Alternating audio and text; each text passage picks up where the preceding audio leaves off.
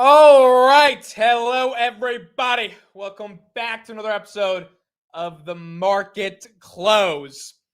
It is one of those days. I know for the past couple of days, I've been saying that same phrase. It's one of those days to represent the, excitement of the stock market, AKA it's one of those days. You know, we're going higher. You're happy to be invested. Well, today is one of those days where we have finally got a flush out. Given the historical precedent around markets very rarely bottoming on a Friday, it does not look like this potentially has to stop going into Monday. But we do have our first negative 2% day, as you can see on the screen, 2.2% to be exact. We have not had a negative red day or a negative 2.2% day since April 21st. So it has been a long time since we've seen this much red. I think at its core, most people thought inevitably we were going to get a day like this. It's always painful when you get that type of day. It's never fun to have a negative 2% day. We started the day off at 672, fell all the way down to 665. Then we bounced, then came back to 660. Then we bounced, then we fell to 658. Then we bounced, and now we are at 656, down 2.17%. And as a result, that is obviously taking the entire market down with it. SoFi down 7%, AMD down 6%, Nvidia down 3.7%, Tesla down 4.7%, Tesla $15 away from falling below 400, Palantir down 4.5%, Hoodie did touch below 140 today. It just bounced on 139, but that's down at 140.3. Grab actually holding on kind of strong. I thought Grab would get into the 570s based on all the momentum to the downside we're seeing across the market, but Grab right there at 593. That still is down about 4% of the day. Google losing 240. That's down 1.7%. Meta back below 710. Salesforce down. PayPal down 7%. PayPal tried to break through this week, up 15%, giving back most of that. Apple right here down 3%. SMCI down 8%. Bitcoin fell to 115. Right now it's at 117. And Ethereum, unfortunately, barely holding above 4,000. And you know, if Ethereum's down, Bitmine is also going to be down. Bitmine bottomed at 52.62 so far in the day, bounced off that 52 level. Now at 53.35, still down about 9.7% on the day. So what happened?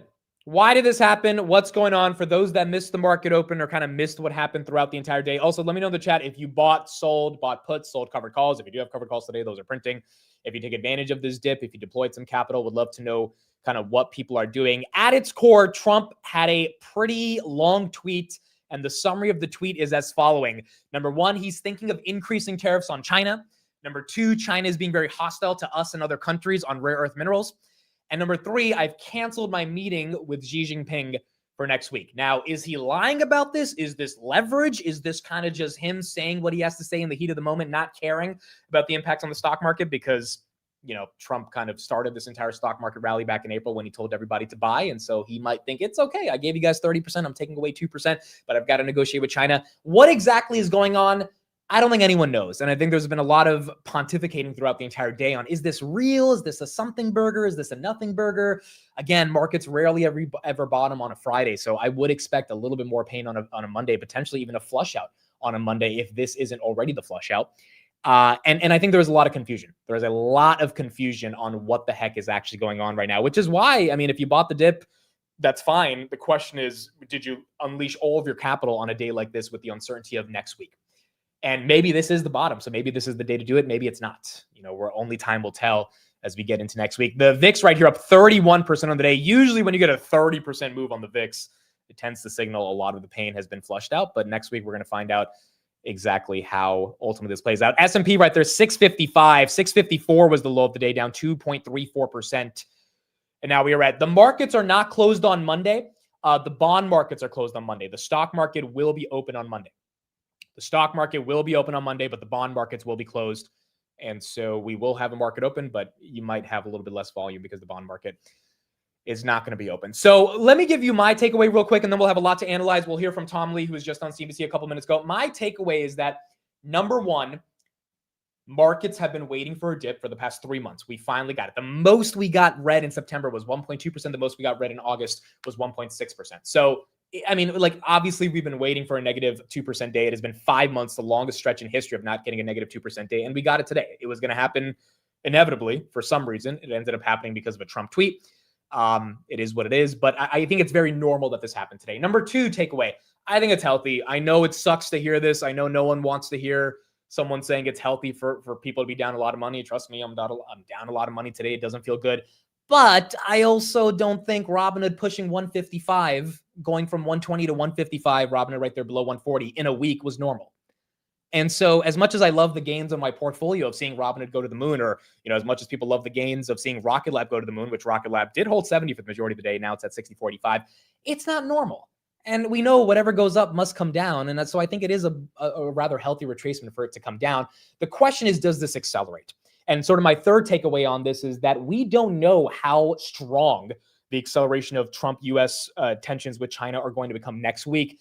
And as a result of that, it's hard to say that this is an absolute bottom. And I think that's pretty much what Tom Lee said today when he was on CNBC, basically saying, look, the bull market is still intact. You've got rates that are coming down. You've got earnings growth that is going to be strong. What makes this particularly interesting is that next week we have earnings growth, or at least the beginning of earnings. And hopefully we start to see some of that growth from the financials. So, and we have some tech companies like TSM. So we'll talk more about what happens into earnings. But it's hard to be super, super optimistic if you don't know what the earnings are going to be like and if the China stuff accelerates. But it's also hard to be super, super pessimistic if earnings are going to be relatively good and the China tensions end up not being that big of a deal. So here's what Tom Lee said, and then we'll talk more about it after this clip. It's only one day. It's all, we get it. We're still, the bull market we heard earlier, still intact. But your take on today's move and what may lie ahead. Well, Brian, it may be overdue to an extent. We've had a nice rise of 36% since the April lows, and I believe today's decline is the biggest in more than 6 months. But it's good to see the VIX spike. The VIX spiked at 1.29% today. That's the 51st largest ever spike in the VIX. So we're a top 1% move in sort of what I'd say the market seeking safety. And so I think it's a good flush that's happening today. I would like to say the market is concerned, but as your other guests have said, especially Rick, I mean, unless there is a real structural change, this pullback is a buying opportunity. Wow, 51st biggest move for the VIX. So why is it good that the VIX is responding? What does that signal? It shows you that investors are seeking protection, and as you know, the VIX is a measure of expected volatility of the largest 100 stocks, and so a spike in the VIX is really a market saying, okay, I need to get out of everything, but I can't sell everything, so let me hedge it by buying volatility. And that is usually a sign of an interim low. I mean, I don't want to say I think markets are bottoming today, but we know that the forward returns are pretty good 1 month and even 1 week later. So I would say if someone says, are we higher a week from today? I'm going to say the odds are actually really good. Or we might even be 60 points higher. Well, wow. But that's happened. That's what's been happening, as we talked about earlier in the show, Tom, that we've seen these buy the dip buyers come into the market. We get a day like today, the dip buyers come in, we're higher a week later. Do you expect that to happen again, absent some further escalation with China? Yeah, I mean, anything's possible, Brian. And I think that the markets lived through this February to April, and it was a day by day panic, and maybe there's echoes of trauma people are thinking about, and we do know that this. These are important issues. So I wouldn't want to be glib in saying, hey, this is nothing, because the market is making a big move. But to me, if I said, okay, what are the reasons stocks have been attractive for the past 12 months? It's been about the innovation coming from AI, and it's the innovation as Wall Street looks onto the blockchain, and now it's the Fed that's beginning an easing cycle. These three things have structural tailwinds that aren't disrupted because of potential even rare earth dispute with China. Do you want to see the market not end on its lows? We're not on our lows right now. Well, it's Friday, and it's a long weekend. So as you know, a lot of people like to shut down their computers. So I wouldn't be surprised if we might see the market close on its lows, but to me, I don't think it's a signal. As you know, markets rarely bottom on Fridays anyway, so maybe Monday is the flush, but then, that's the buying opportunity. All right. All right, folks, we are getting a flush out right in the last 5 minutes. I'm going to pull up Webull because Legend has been being weird all day, folks. So let's pull up Webull right here. As you can see, S&P, wow, 653. We actually lost 654. Look at that, down 2.7% on the day. You can see, the thing that's happening towards the end of the day as well is people are likely getting margin called. And because people are getting margin called and they're going to have to cover and this and that, all those algos going back and forth. It's also a long weekend, even though the market will be open on Monday. You're probably having a lot of different things going back and forth, which is causing a little bit of a flush out right here towards the end of the day. 18 points down on the S&P. Bitmine right there, 5250. Oracle's down 1.4. As you can see what Tom Lee said, same argument. It becomes a buying opportunity if you think this China stuff doesn't accelerate. The question is, will it? And none of us know. None of us know, which is the hard part of the uncertainty in the markets. Now, in the midst of this, Oklo's still up today, 7%. Applied Digital still up 16%. Bitfarms still green. Energy Fuel, Centrus Energy, some of these names are still holding up today, which is quite incredible. They're not as green as they were in the morning, but the fact that they're even green for the day, given how ugly this decline has been, is quite incredible to see. But you've got a lot of action going back and forth as we end out the day. You got people probably selling to avoid a margin call, which only accelerates the selling. And then when you have people getting margin call, they have to sell. You have people selling to avoid getting the margin call. So you have a double selling pressure there. And then you potentially have institutions that are just like, you know what? We don't even want to participate in this. We're going to sell some positions. We're up a ton this year if we have some gains. Like if you're an institution, you have a ton of Robinhood, do you even want to risk holding on to Robinhood at 140 if you think it doesn't deserve to be at that level and you bought it at 70? No, maybe you take some profits right here. And so we're going to see how this plays out next week. But as of now, you're obviously seeing a lot of pain. S&P 500 right there, 653, the first negative 2% day we've had since April 21st. And we are getting it today. Bitcoin 116.7, 126 to 116 over the past 5 days, down about 5,000 on the day. It's ugly. It is indeed ugly. We got about a minute until the market closes, and then we'll take a look at all the other macro headlines we've got. If you look at the heat map for the stock market today, it is, it's red to say the least. It's a little red. You got Pfizer and Coca-Cola and Pepsi that are green. Everything else just getting demolished today. just getting demolished today. How are stocks down 8% if the S&P is only down 2%? Remember, the S&P is an aggregate of a lot of companies. And usually if the S&P moves down anywhere near 2 to 3%, individual stocks can go down from 10 to 15% down, if not more. So it actually makes sense that you're seeing a lot of pain on individual stocks as the broader market is taking a pretty nasty nosedive as we get into the close. All right, folks, here we go. 10 seconds.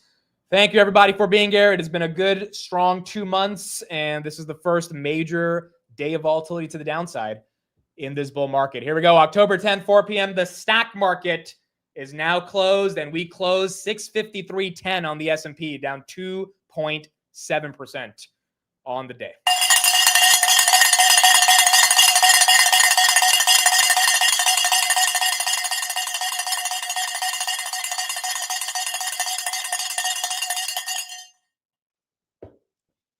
All right, we're done. We're done for the day. We got to ring the bell on the good days and the bad days. And we've had a lot more good days than bad days. So this was just one of those days that everyone has to be able to navigate. But nonetheless, we are indeed down. What a day. What a day for the markets. We are red. S&P 653.09. Down 2.69% on the day. Oracle down 1.32%. Bitmine down 10.97%. Bitcoin was down about 5% on the day. IREN down 6%. IREN was pushing 70 on the market open. Now it's back down below 60. Robinhood down about 8.85%. Grabby Grab, there you go, below 590. I thought it would get there. There it is. 586. That's down 5% on the day. Palantir down 5% on the day.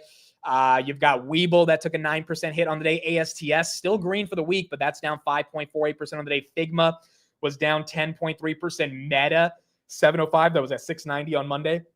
Got recovered to 740, literally at 9:30 a.m. today. That one right back down to 705. That's down 3.85%. VG, unfortunately, lost the case with BP this morning. That one down 24%. Whatever you own is likely down. This today is not specific to your stock or your industry. Unless you're in nuclear rare earths, You kind of were able to a little bit survive some of the drawdown today, but the majority of the drawdown happened across the board, and no matter what you were in, you probably felt it. Duolingo down about 3.6% on the day. MicroStrategy $4 away from below 300. Reddit down 6.62% on the day. Amazon, did we close below 218? 216 on Amazon. That was down about 5%. How about Tesla? Did we get 410? Tesla 413 on the close. Meta again 705. And then what was the other one? Google. Did we get 235? Google 236 on the day for the close. And the NASDAQ, we didn't even look at that. NASDAQ 0.5% day, 604. S&P was down 2.3%. NVIDIA 185, NVIDIA 183. NVIDIA was at 195 this morning, right back down to 183 on the day. Trump currently in discussion to pardon Binance founder CZ. Okay, cool. Nice to know that he's pardoning crypto billionaires, but he's also kind of tanking the stock market at the same time. So there you go. I guess that's a headline on Binance founder CZ, who's one of the richest guys on the planet. I think his net worth is like $68 billion. But NVIDIA right there, down at 183. All right, it's Friday. We got to do it. What are we looking at? I think the question today is, how much are you down on the day? I think this is my worst day ever. I think this is my worst day. I don't think I've ever, going back to, I think April was probably worse than this. I guess it's the worst day since April. 205 grand. 205 grand. It was, it was funny. During the market open, my dentist texted me. She's like, hey, Mitt, just checking in on the root canal. And at the time, it was down 130 grand. I wanted to text her, like, my teeth are great. The root canal went fine, but I'm down $130,000 because Trump tweeted some shit. So, not really feeling the best, but thanks for asking. Ugly day. Ugly, ugly, ugly day. Let's go back to the heat map. This is what you got. I'm seeing a lot of people down aggressively right here in the chat. 24,000, 50,000, 115,000, 270,000. I didn't ask Triple V how much he's down. I don't even want to know. I don't even want to know how much he's down. 57, 36, 50. It's ugly. Now, having said that, most people are still up a lot year to date, right? Because even with a negative 2% day, most people, are up anywhere from 30 to, I saw 150, 200% year to dates when we did them before. So people are still obviously up for the year. It's been a relatively strong market, but it's been an ugly day. And we just haven't had an ugly day in a long time. So the psychology of navigating the ugliness of the day is also something that's been much different. The real ugly thing about this is, again, when you're conditioned to just constantly seeing every dip get bought up, you imagine every dip eventually gets bought up, which, this one probably over the long term gets bought up, but it didn't get bought up today. And that was the difference between today and what has happened since August and September. It did not get bought up today. And granted, there's a lot of different dynamics for why it didn't get bought up today. One being that it's Friday and you're likely not going to see a dip get bought up on Friday going into a long weekend, but it was an ugly day. And it's been a long time since we've had that ugly day. And as a result, we got to deal with whatever the market giveth, the market also take away. This is why covered calls sometimes work as a hedge. I know it's been crushing a lot of people. I think a lot of people hopefully got to navigate their covered calls in a more effective way today. That's why buying puts. These are why these strategies are out there at the end of the day for investors to navigate with. Amazon moving up a little bit after hours, still down 5%. Tesla moving down after hours at 412. And then NVIDIA continuing to move up a little bit after hours. Oracle right here did get above 300 today. It was at 307. It closed at 293. An ugly day. Ugly, ugly, ugly day. I think Steve will be on in 30 minutes. I'm not sure if he'll be able to get on because he has a couple meetings, but I did send him the link. So if he does pop on, then we'll get his thoughts. We got a lot of other headlines that we'll talk about and we'll get into. I'm curious about a lot of people's perspectives on kind of how they think this bear market's going to play out. Or look at me, I'm already calling it a bear market. This bearish day is going to play out. This potential next bearish week is going to play out. But it obviously is a pretty ugly day. All right, so let's start. Well, you already know he's going to say, I don't care. That's what he texted me. He already texted me, I don't care. So I know that's what he's going to say.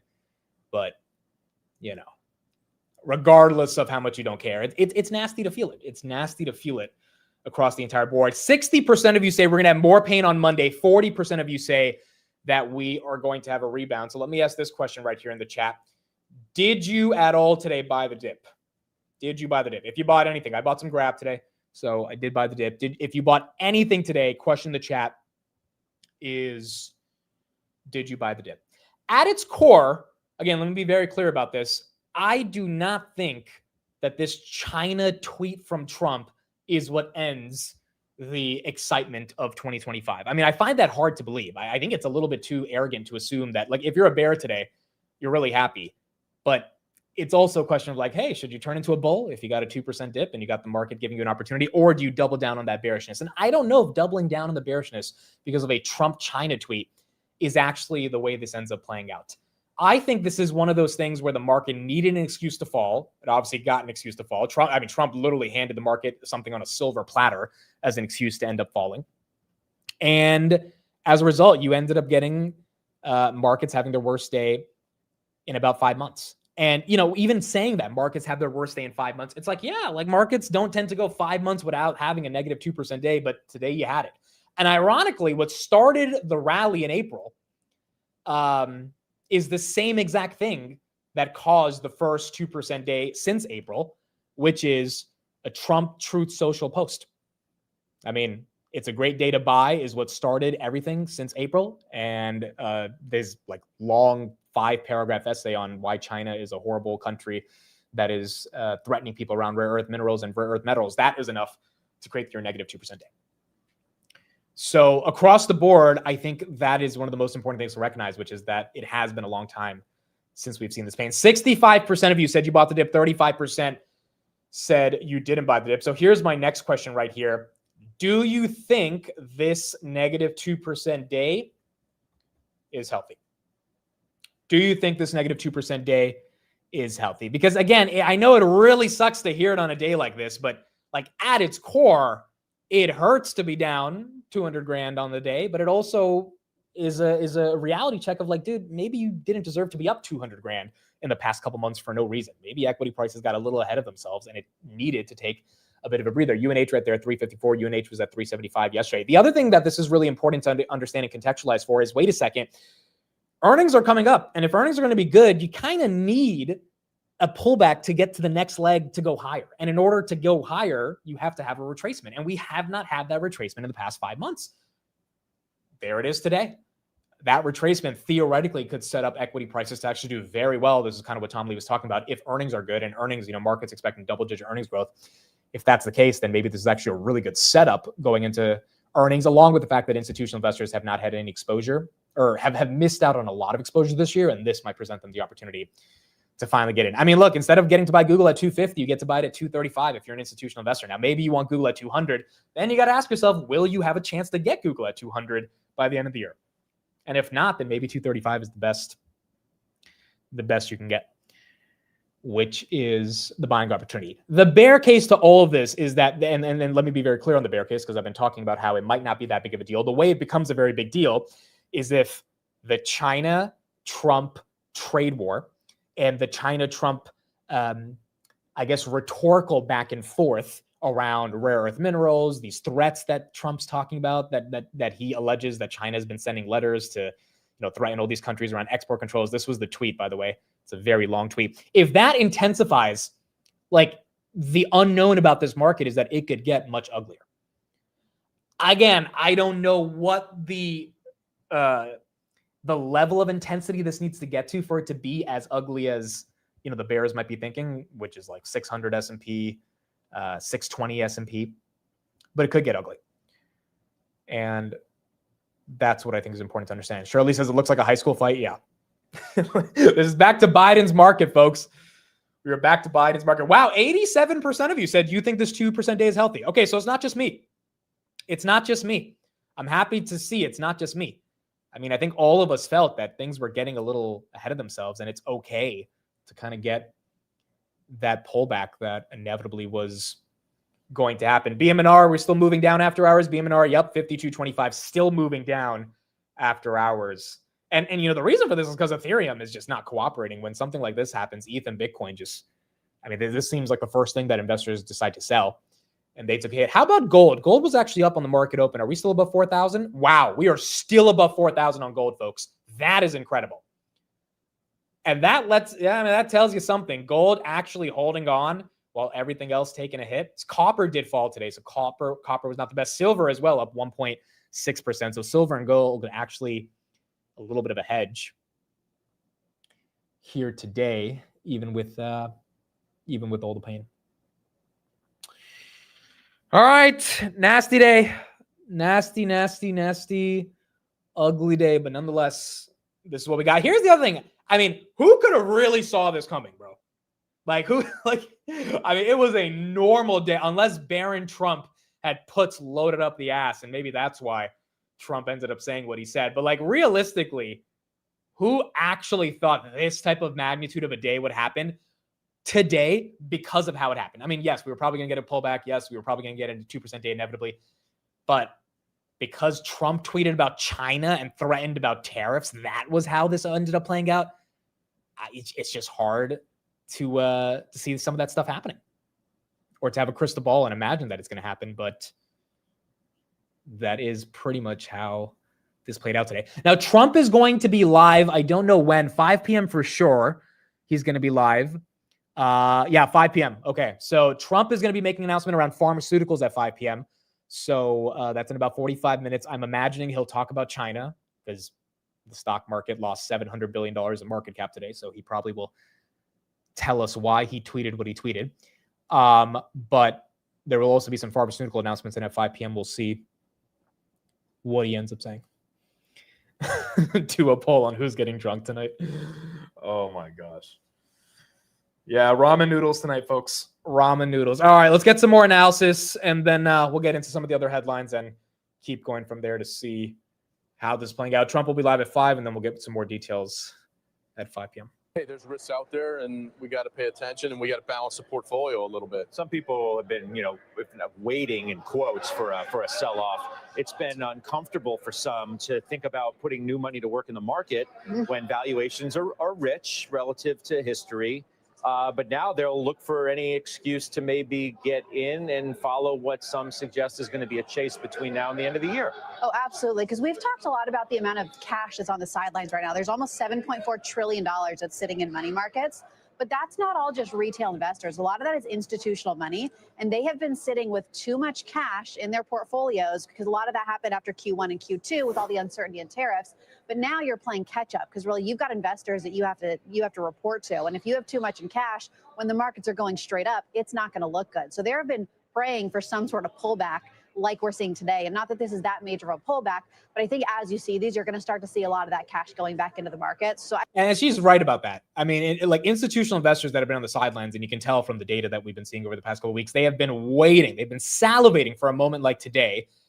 You never know when it's going to happen. But now that it's here, the question is, do they buy in or do they get greedy? And if we start reversing next week, and these guys didn't end up buying S&P, which bottomed potentially at 652 on Friday, they're going to start chasing really hardcore, which could end up setting up to really make the next leg higher, right? Because now they have to start buying at 659 instead of 652. The question is going to be, does the China tension escalate?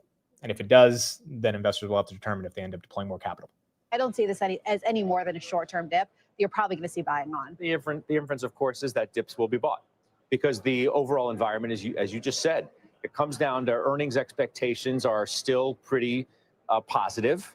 To say the least. You got a Fed that's cutting interest rates. The AI trade is so dramatic, and what it's going to do for the economy and everything else, right? That overshadows any bit of negativity, doesn't it? I guess if you're trying to beat the S&P 500 long only, you're managing money. One of the things you're most worried about right now, and you see it again today, is your AI semis trade is super correlated to your electrification industrials trade. That's super correlated to power and infrastructure, and frankly, it's correlated to the alternative asset managers. I noticed you showed those selling off too. Yeah. And so you're worried that you just have one giant bet on, and it's all AI and the related contagion. Isn't that sort of right? And true? so the most clicked on chart we had at Trivariate last week was the screen we put out. Stocks 0.2 or less correlated to the AI semis basket that are still up 10% this year that have fundamentals look like they're improving from the analysts. So there's a lot of, distributors, McKesson and Cardinal and Syncora. There's O'Reilly and AutoZone. There's, some metals. There's things that probably aren't the exact same trade that people are looking to just balance a little bit out. Some of those are actually in the green before I walked on here, so I don't know where at the current second. But so you see, maybe you got to do risk management portfolio a little bit away from the AI only trade. And I guess that's coming up a lot in my meetings. Okay, I think you make. So kind of the same argument that's being said right here, which is most people's portfolios are highly correlated with AI. Nothing happened today with the AI trade. There was no DeepSeek moment. There was no CapEx that ended up being, projections that went lower. In fact, we actually got a lot of deals this morning of showing CapEx even increasing based on what we've seen, more than based on what we've seen over the past couple of days. So it all had to do with this tweet about China. And that's what makes it feel kind of like Liberation Day, which is like, really, is this serious? Or are we actually going to do this again? Especially, it correlates to Liberation Day because Trump mentioned that he's thinking of imposing higher tariffs on China to be able to navigate what's going on with the Chinese. And it's like, either he's bluffing, either it feels dumb, or either I'm coping. it's one or the other. Maybe I'm coping. Maybe it is. But I am trying to present both sides right here. The way this gets bad is if this escalates. And look, China started probing Qualcomm today. Their commerce ministry started saying America's being ruthless with their fees on our ships. I mean, you got this type of rhetorical action back and forth that is not good. If that accelerates, I don't know what happens, but I definitely don't think it's good for whatever would happen. The bull case is this is a nothing burger, and Trump is just trying to put something out there into the world to be able to get a lot more leverage before he inevitably meets with Xi Jinping before the end of the year. Now, again, what Trump said right here is they are becoming very hostile and sending letters to countries throughout the world that they want to impose export controls on each and every element of production having to do with rare earths and virtually anything else they can think of, even if it's not manufactured in China. If Trump is right about that, and China legitimately is threatening every country that is a massive importer of rare earth minerals and metals from China, which is pretty much every country across the world, that they're going to threaten to put export controls on them. Like, that is pretty serious. And the question is that true? Is Trump exaggerating? Is it being hyperbolic, or is that a legit thing? And, is China ready to make a deal, or is China trying to get the United States to the table by imposing these export control letters on all these different countries that Trump is talking about because they're not happy with how the administration is negotiating? I mean, that could be one element from China's perspective, which is, hey, the reason we're being so hostile to Vietnam and Thailand about rare earth minerals is because you guys aren't giving us NVIDIA chips, for example, or you guys are not working with us productively, or whatever argument that the Chinese have. And so it really could be 4D chess being played from both sides on how this is playing out, but we don't know. Investors just don't have a clue. And you kind of just got to wait and see how the action ends up playing out. Iran moving a little bit after hours. That's up 2.6%. I mean, everything's kind of moving after hours. Amcor's up 1%. Grab's up a little bit. Robinhood's up a little bit. S&P's up a little bit. NVIDIA's up a little bit. The Qs are up a little bit. So you're getting some green candles after hours, which is kind of typical after this big of a sell-off. Open Doors up after hours. It was down 7% on the day. AMD's up a little bit. But I think the big test comes on Monday, where we hopefully get a little bit more clarity on what's going on. They want lower tariffs. Yeah. I mean, see, and here's the thing. I mean, look, back in June, I think Trump tweeted multiple times that we have a deal with China. And remember, that deal was contingent on like kids going to Harvard from China without any concerns. Like, we didn't have a deal. Like, there was no way college campuses and the ability to attend elite Ivy League schools in the United States was like the premise of a deal. And so there was never a deal. Obviously, we have a lot more tensions than we have negotiations, which is kind of weird because, again, Trump just brokered the TikTok deal 2 weeks ago. By the way, this is the chart of what happened on the S&P 500 today by the candlesticks. And as a result, it's just really weird to try to contextualize what exactly is happening. Is there any level of meaningful negotiations? Trump also mentioned that based on the Israel-Hamas deal that was agreed upon, at least phase one of the deal agreed upon yesterday, he hinted in his tweet that China doesn't like the fact that the United States is trying to have some level of peace geopolitically within those two entities. And as a result, maybe Trump's just saying this to say this, but he's saying that maybe China's trying to mess up things geopolitically and create more chaos. Like, there's a lot of things that were implied here that, again, investors just don't have full clarity on. And I don't think we're going to get full clarity, at least for the next coming days. And if we don't, we have to end up seeing what's happening. The market is open Monday, correct? The market is open Monday. The bond market is closed. But the market is open Monday. He didn't win the Nobel Peace Prize. That's why he's acting like this. You know what? That sounds more logical than whatever he tweeted about China today. I think the lack of the Nobel Peace Prize today could have pissed him off. I hate that Carsdale got this easy win. I hate that too, bro, because Their short report did not cause an 11% day on BitMine, but they're going to take all the credit for it. But we know, like, Kerrisdale being short with a thesis like MNAV's going to compress is not the reason. It's the reason is Ethereum got hit. And Kerrisdale is bullish Ethereum, so it's not like, you know, they're bearish Ethereum. And they like ETH. They just don't like BMNR. But ETH falling 500 points today. That's why BMNR took a hit. Yes, Trump will be talking at 5 p.m. Trump will be talking at 5 p.m. And we'll get some more updates from that. BMNR up a little bit after hours. Pretty much everything, even VG up. I mean, look, when you have a flush that's as bad as we had today, down almost 3% on the S&P, you're going to get a little bit of a rebound after hours. But also, it's a Friday, low volume. So I wouldn't read too much into what's happening after hours. It seems more so like what usually happens after a really ugly day. Regardless, that's what we got. That's what we got. All right, let's get into some headlines. Well, let me ask this question. Who's feeling scared? Put in the chat. Are you scared, nervous, freaked out? I mean, honestly, dude, again, I hate saying this, but and I think a lot of you guys agree with me. Like, it was coming and it was healthy that it eventually happened. Now, I don't know what the escalation of China will be like next week. Maybe that becomes rather unhealthy. But the fact that we finally got a flush out, we needed one. I think you guys could tell in my voice over the past couple of days. Like, I'm the one who buys Robinhood. I'm like, no, I'm not touching Robinhood. Nope. 155, no way. Like, that's getting aggressive. Nebius at 140, I love it, but I'm not touching it. Rocket Lab at 70, I own it, but I'm not touching it. Nebius right there, 129. And I think that like those stock prices are pretty artificial, and they needed a little bit of a pullback. They'll probably get back there, especially if this blows over. But going up in a straight line is never that reasonable for a lot of these names, which is why I think it's okay.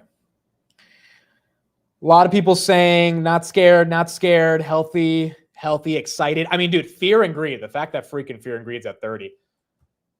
If the VIX has spiked, maybe that signals a bottom. Fear and greed now at 29, which I think is pretty incredible. I mean, it goes to show the momentum in this market. And again, usually when you get to fear, you buy. Usually when you get to extreme fear, you definitely buy.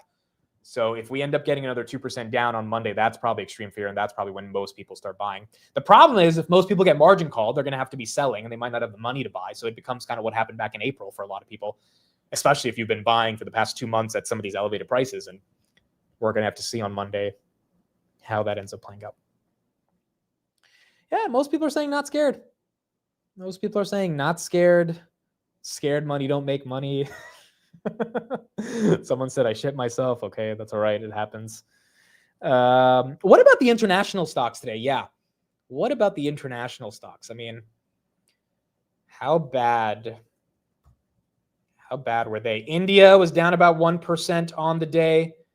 Europe, I think that was also down. What do we have? That one was down about 0.5% on the day.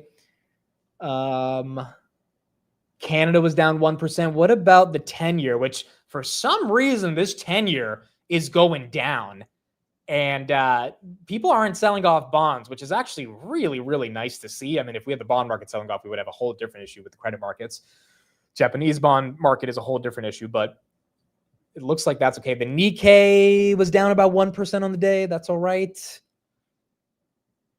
I mean, April was scarier. I agree.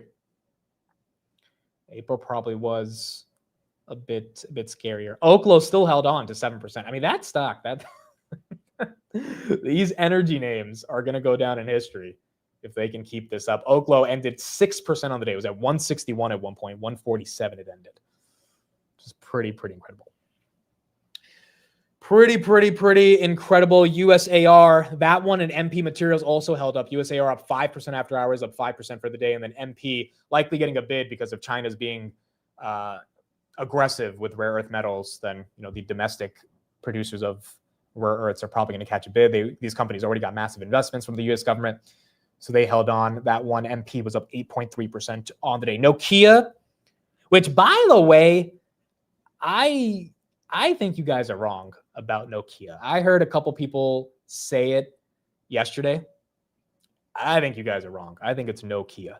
I'm just going to put that out there. But that's not important today because everyone's down a lot of money. I'm just saying I think you guys are wrong about that. 2.7%. That was also green on the day.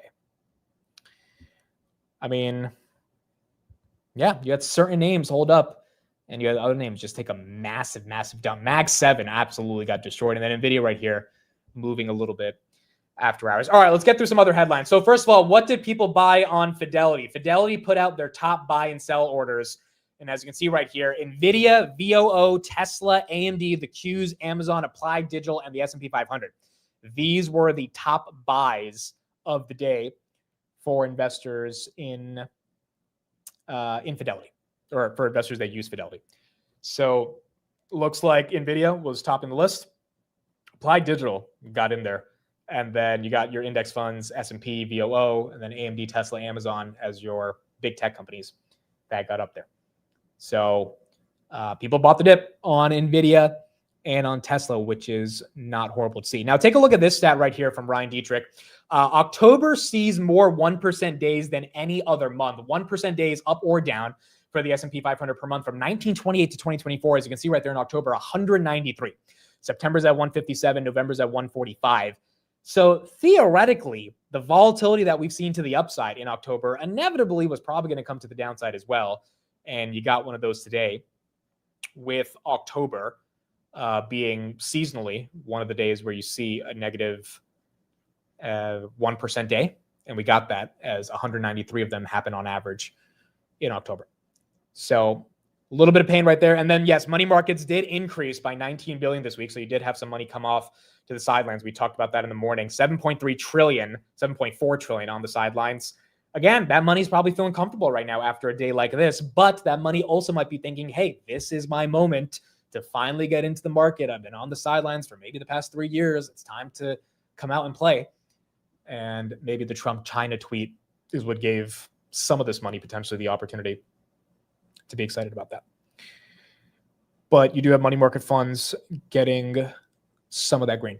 Some AI news. So again, nothing is kind of broken with the AI thesis. And today we got a couple more updates to prove that nothing is broken with that thesis. Here's what the head of Google AI posted today. We've processed over 1.3 quadrillion tokens last month.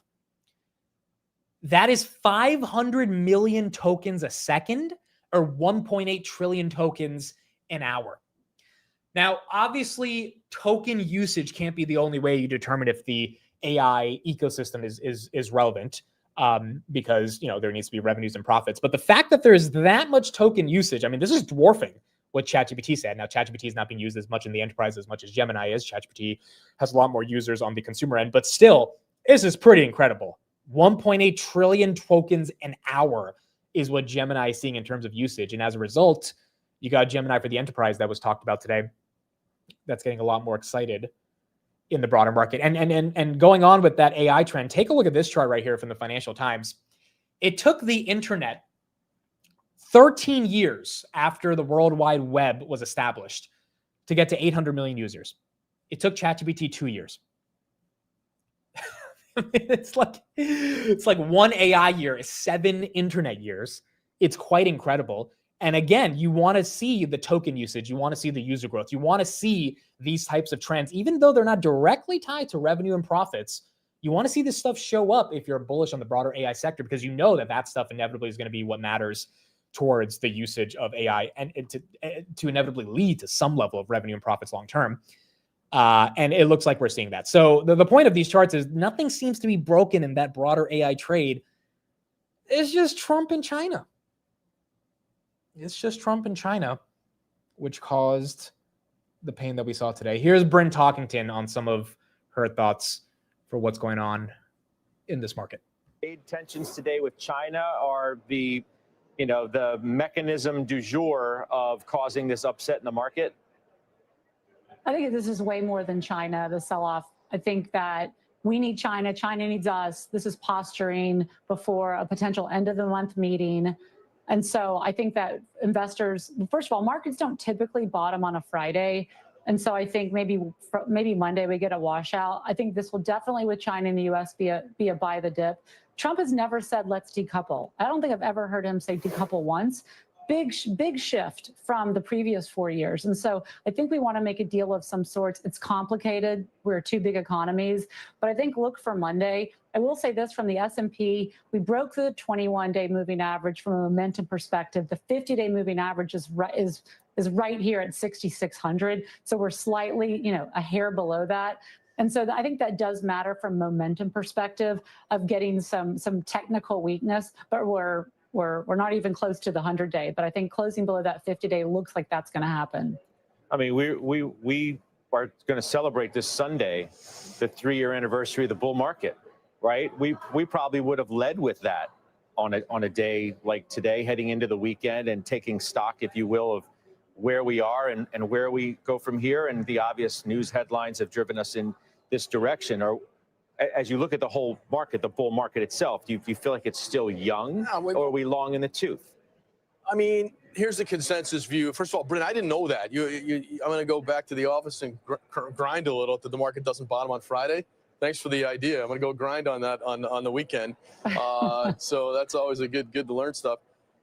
I think everyone thinks it's what I call a triple breaking putt. Like they think that we're going to end higher just because earnings season will get some momentum. This is a quick short-term thing, and I agree with Brent. It's posturing before what'll probably be a meeting, and we know that we can't be in a sustained unsustainable environment with tariffs and stuff. So I think we get through this, we're higher. But everyone kind of looks at the data, 100 years of S&P, and says, well, wait a minute, these are going to be 3 monster years, 2023, 4, 5. Maybe we get a little bit of a rotation, we get broadening, whatever.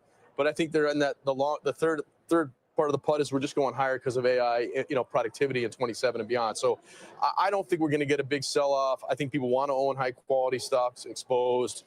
So it's going to be short term, whether it's Friday or Monday. Yeah. I'm gonna grind on that. But I think we're going higher by the end of next week and the week after because earnings I think is going to be decent. Okay. How does the bull market at 3 look to you?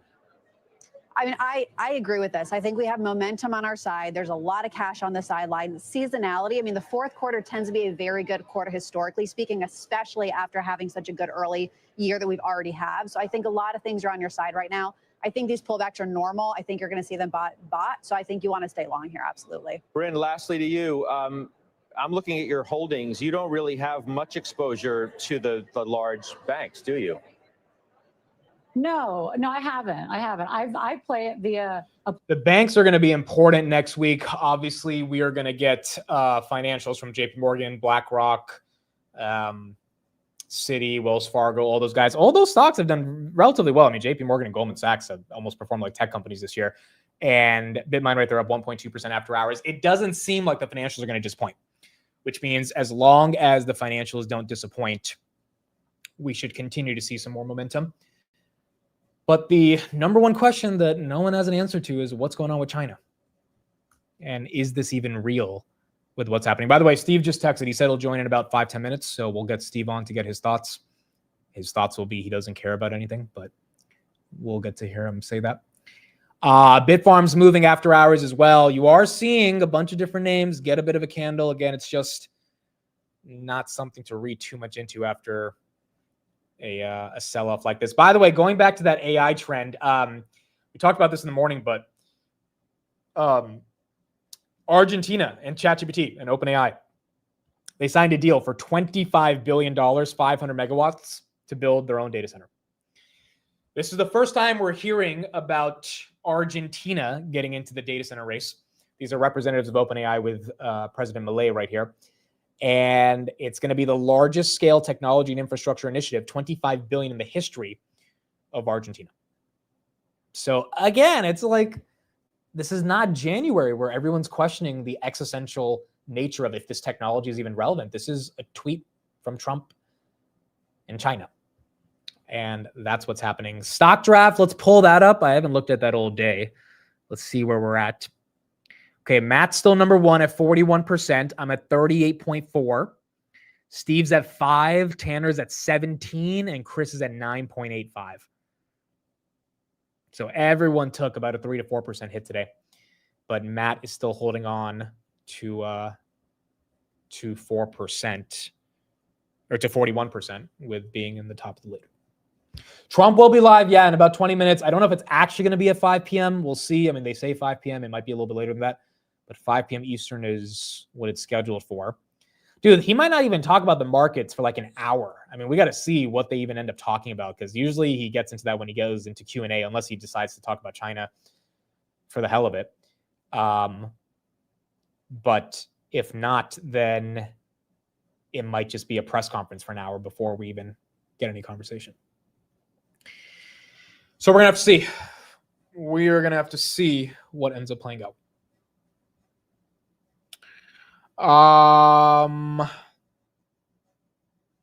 Did today mess up everybody's weekend? Yeah, did anyone have weekend plans that are now changed? Freaking Sam said he's going to Disneyland with his family. And, you know, his pocket's not only going to be hurting from Disneyland, it's going to be hurting from his portfolio today, most likely. I mean, I wasn't going to do anything over the weekend, so it hasn't really changed my plans, but it is ugly. It is ugly. And at the same time, you know, this is also my cousin texted me. She was down $25,000 today, and she was like, "Wow, I've never been down 25,000." And I was like, "Yeah, but a couple of days ago you were up like 30,000, right?" So it's like, if you're gonna go up that much, you got to be ready to go down that much and have a strategy for not only the emotional volatility of navigating that, because it's money, right? It becomes emotional, but also just like maintaining your confidence in the stocks that you're in. Right? If you were up 30 grand because you were in a bunch of meme stocks and you didn't think you deserved to be up 30 grand, but you were just up for the hell of it, then it hurts a lot more when it goes away because you don't know if it's coming back. If you're in quality companies like an Nvidia that's down 5% because of a China tweet, it's like, well, you're probably going to be okay long term. And it's not something to stretch to such an extent. The worst part is thinking about how much debt I could have paid off with the money I lost today. Yeah, I mean, the opportunity cost of the paper losses definitely creates some pain. This is because of your root canal. Oh my gosh. I will let you guys know I told you I was going to root canal. All right, you guys knew. So if you wanted to sell, it's not like I was hiding that information from you guys. You could have freaking sold. But I'll let you guys know next time. I'll let you guys know. My dinner went from steak to chicken tonight. Dude, it is psychological, though. And I don't care, like, who you are. When you have a day like this, you start thinking twice before, well, maybe we don't need to go out tonight. Maybe, maybe I don't need to. Maybe I don't need to buy that brand at the grocery store. I can get the off brand. I don't need to get exactly that type of brand. It's like save a couple bucks. Everyone gets a little bit more conscious. I did not buy Saratoga water. I've been drinking freaking Kirkland. Shout out to Costco for the past month. But we're going to have to see. Are paper losses really real? That's a good question. That is a good question. Dude, I saw some screenshots on Twitter today. So some dude was down like freaking $5 million in paper losses. Like, it's ugly. Oh, Mike Alfred, he's like the big Iran guy. He said he was down 23 million. I mean, like, these are massive intraday swings. This is one screenshot I saw, down 4.9 million. I mean, think about Buffett. Buffett's probably, I don't know how much Buffett's down today, but like these big hedge fund guys, I mean, they're probably in the tunes of hundreds of millions. If not, Berkshire was down 2% today. If not billions of dollars, right? Like, it's all relative, but usually they end up holding on, even if they end up hedging, because they know that being in the markets is better than not. I don't know how much Triple V is down. I have no idea. He didn't tell me. I didn't ask him, but I'm pretty sure it's nasty today. I'm pretty sure it's ugly for a lot of people. It is funny this happens the day after the meme stock shit launches, though. It is funny this happens because remember, 2021 was when the meme stock thing launched. The meme stock ETF by the same company in 2021 launched December 17th, and then it shut down by 2023, which was not exactly November was the top, but still it was like around that same time. It's just funny to see it play out again. But again, I don't think this is a top. It's hard for me to believe that with earnings growth the way it is and the Fed cutting. A lot of people are comparing this to Q4 2018 because of the China stuff. Remember, Trump had a lot of issues with China in Q4 2018, and Q4 2018 was not a good Q4. It was one of the worst Q4s we've had in the history of Q4s. But the Fed was raising rates in Q4 of 2018. And the reason we recovered in Q2 of 2019 is because they started cutting rates. The Fed is cutting rates in Q4 of 25, even if there are issues with China, similar to what it was in 2018. And you didn't have an AI tailwind in 2018. I mean, like, I don't even know what the sort of exciting trends about the markets were back in 2018. I mean, I guess you had Tesla starting to get some momentum, yet early hints of AI, but nothing as explosive as what we're seeing right now. And so, yeah, I think it is a very differentiated market from back then, just based on the easing cycle and also based on the tailwinds that are helping earnings. Folks, let's get someone onto the show and ask them a simple question about what they think about the stock market falling 3% today. Steve, what do you think about the markets being down today? 3 words. Would you like to guess what they are? You know what? I think I am personally waiting for you to say those words, so you might as well go for it. I don't care. Not even a little bit. No. Not even a like teensy tiny, like, you know, like a little, like, oh, like I kind of care. Even if you don't care, you kind of care a little. No. Did you even look at the markets today, bro? You've probably been busy all day. You probably haven't seen anything. I looked for a total of 3 minutes all day. I saw that it was up in the morning and I was a little worried about my covered calls. And then around like 1, saw that I took a dump. I'm like, oh, I guess I don't have to worry about my covered calls anymore. And then at 3:55, I checked again just to make sure I didn't have to do anything. I'm like, all right, it's still down. Why is it down? Then I saw why it's down. I'm like, whatever. Okay, so you saw the dump and you didn't have to worry about your covered calls. In general, what are your thoughts on how the dump happened with China, Trump? Like, just like, how are you conceptualizing why it played out the way it played out today? Because everybody is obsessed with information at a moment's notice, and they try reading into things, and they don't take a step back and look at the bigger picture. And I think a lot of this was frequency trading. I think a lot of it was algos. A lot of it was stop losses. Look, $100 billion poured into the market from retail last month. Yeah. Okay. Some of that's going to be trading. Some of that's going to be stop losses. Now, the market got exaggerated toward the end of the day. And the only reason that happens, in my opinion, is stop losses. The bottom line is, if you want to own individual stocks, this is the price you pay. It doesn't always go up. And the fact that information moves much quicker in this environment means results move a lot quicker too. And this is why when you have a position in S&P, you just kind of sit there and you say, okay, down today, it'll be up tomorrow, or it'll be up next week. Is there anything that happened today that's going to change Q3 earnings? No, because Q3 is over. That's a good point. It's a good point. And I largely agree with you. Here's another question, which the majority of the chat agreed with. Do you think it was healthy to finally get a 2% day after 5 months? I think it was healthy for a retracement. I don't know if it was healthy the way that it happened. I'd rather see a 5 to 10% downturn over a 3 or 4 week period than such a violent downturn off of a what if scenario. Because nothing that was said today can be proven. You have to see how it plays out over the next couple of weeks. Right. And that's the problem I have with it, because this could all change on Monday. This could all change next Wednesday. I mean, this could just be a war of words on posturing behind the scenes, you know. And look, it is what it is. You want to be a market participant. It doesn't always go up. And the more concentrated you are in higher growth names or names that aren't as liquid, this is what happens when you get a retracement. Yeah, I mean, look, if you own 5,000 shares of Nvidia goes down $8, you're down 40,000, right? Like, as to your point, when you're heavily concentrated in names that have already run up a lot and they take a pullback, and then you get the stop losses, you get the margin calls, you get so many things that are going back and forth in this market, it just leads to a flush out. But think about it like this, all right?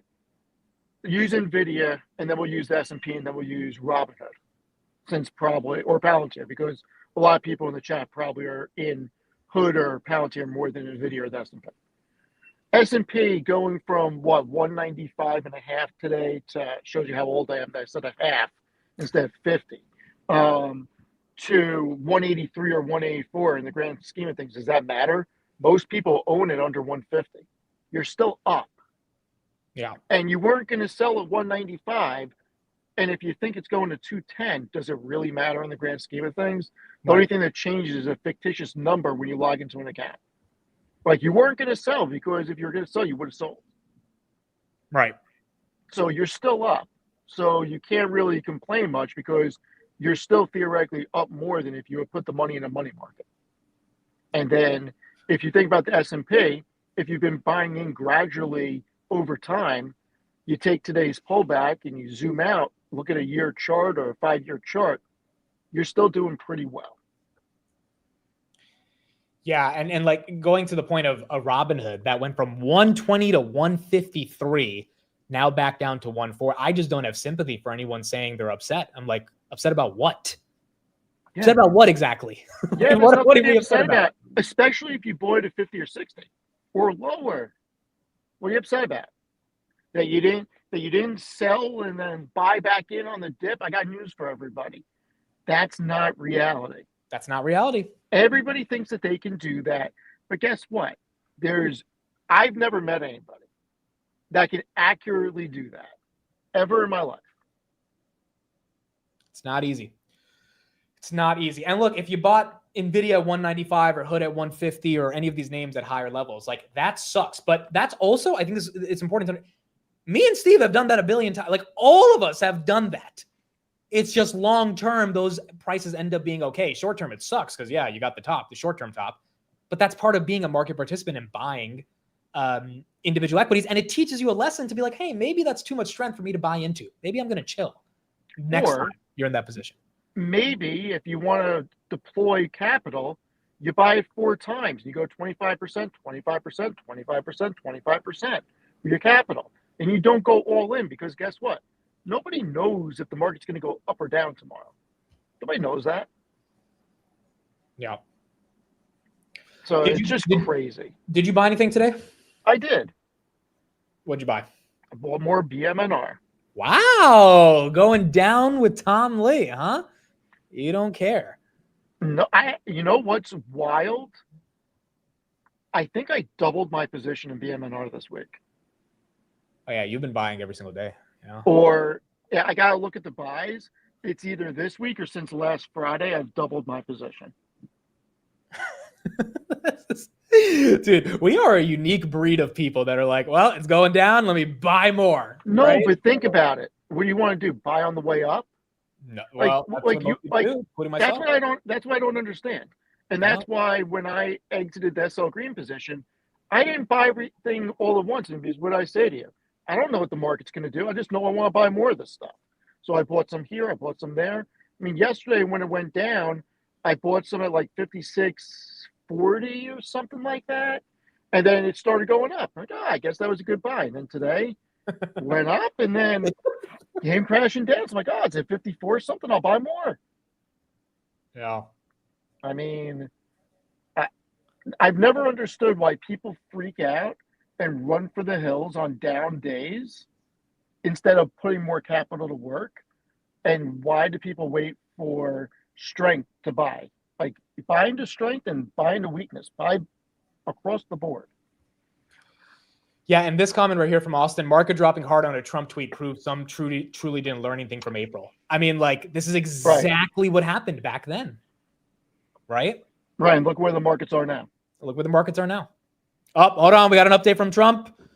Oh, boy. Oh, boy, boy. Steve, you are live with me. Here we go. What do you say? Okay, it's a long one. Let me get through this. I'm going to pull up the S&P while people are hearing me talk about it. We're red. We're red. Oh, we're red down 0.3. It has just been learned that China has taken an extraordinarily aggressive position on trade and sending an extremely hostile letter to the world, stating that they were going to effectively on November 1st, 2025, impose large-scale export controls on virtually every product they make, and some not even made by them. This affects all countries without exception and was obviously a plan devised by them years ago. It is absolutely unheard of in international trade and a moral disgrace in dealing with other nations. Based on the fact that China has taken this unprecedented position and speaking only for the USA and not other nations who were similarly threatened, starting on November 1st or sooner, depending on further actions by China, the United States of America will impose a 100% tariff on China over and above any tariff that they are currently paying. Also on November 1st, we will impose export controls on any and all critical software. It is impossible to believe that China would have taken such action, but they have, and the rest is history. Thank you for your attention to this matter. Fuck. That's my one word. That's my one word. That's my one word, bro. Goodness gracious, bro. Just when things are going good, right? That's kind of annoying. S&P 650. It's about to give up 650 right here, as you can see on the screen.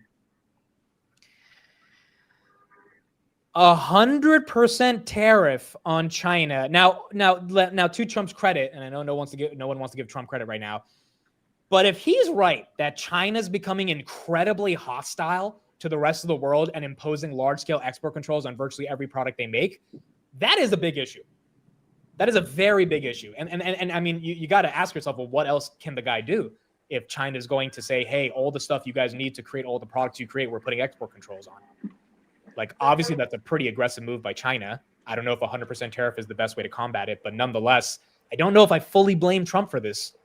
It just seems like a pretty ugly situation between Trump and China. The markets are going to react. And then, you know what? Let's see where the chips fall. I'm not convinced that this is the end all be all. This could change in a week. No, I agree. This could absolutely change in a week. 100% could change in a week. I think the broader question is, what the heck is happening with China? Like, legitimately, how aggressive is this trade war turning out to be? Yeah, I don't know. I mean, Bitcoin must be tanking, right? Where's Bitcoin? S&P lost 650, 649. Bitcoin 116. It's about to lose 116. Wow, guys, we're down another 0.5% after hours. BMNR 52, that's down 1%. Everything was actually going green after hours. Oklow's red. Nebius is red. Rare earth mineral stocks are up 8%. MP's up 2% because there's going to be more demand for them. Google's down half. Tesla, $7 away from below 400. Amazon's down half. Nvidia's down another 1.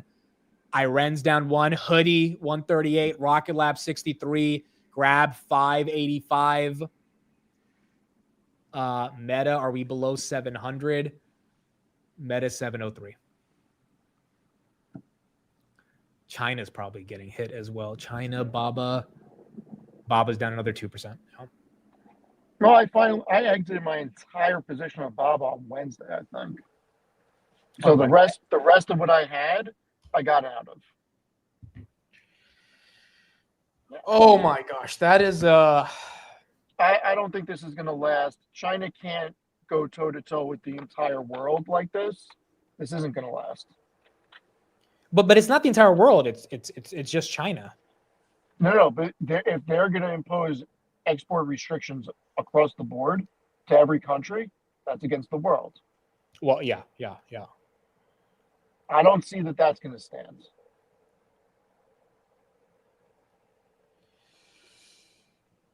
This is well, CNBC is not covering it yet. I don't think they got the news yet, but it should be coming in pretty soon. My goodness, this is ETH below 4,000. Yeah, dude, but see, like I this is not exactly like April where everyone's like, oh, we hate Trump. Why is he doing this? Like, this is more so, wait a second, what's going on with China? Before we point the finger at Trump, like, how bad are they pulling his cards right here to make him become this aggressive? Look, they were in a position where they're going to meet with Trump in 2 weeks, and they're working on deals. This is posturing. So what? The market's going to be erratic for a couple of weeks? Oh, well.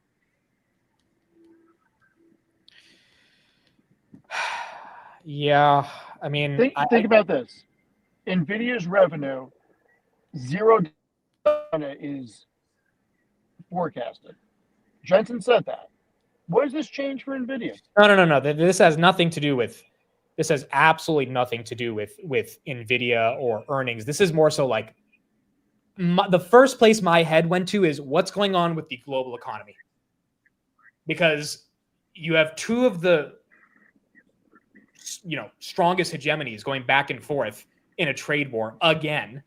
Inevitably, every stock's affected, even if it's not affected. Look where oil is. Oil's under 60. No, that's good, but like Of oil course. can't get that below 60. That's a problem with demand. No, we need oil to stay here. Oil stays here. This is going to help margins. This is going to lower costs for companies. You have rates coming down. I mean, the stuff with China will most likely get worked out. Look at 2018. Same shit happened, and guess what? Got out of it pretty fine. I agree. And in 2018, we weren't lowering, we were hiking. But I'm just trying to I'm trying to think from first principles. What I don't think and let me know, anyone in the chat, did you guys at all over the past couple weeks, Bitcoin right there below 114, even think that China and the US was escalating to such an extent that there would be 100% tariffs back and forth?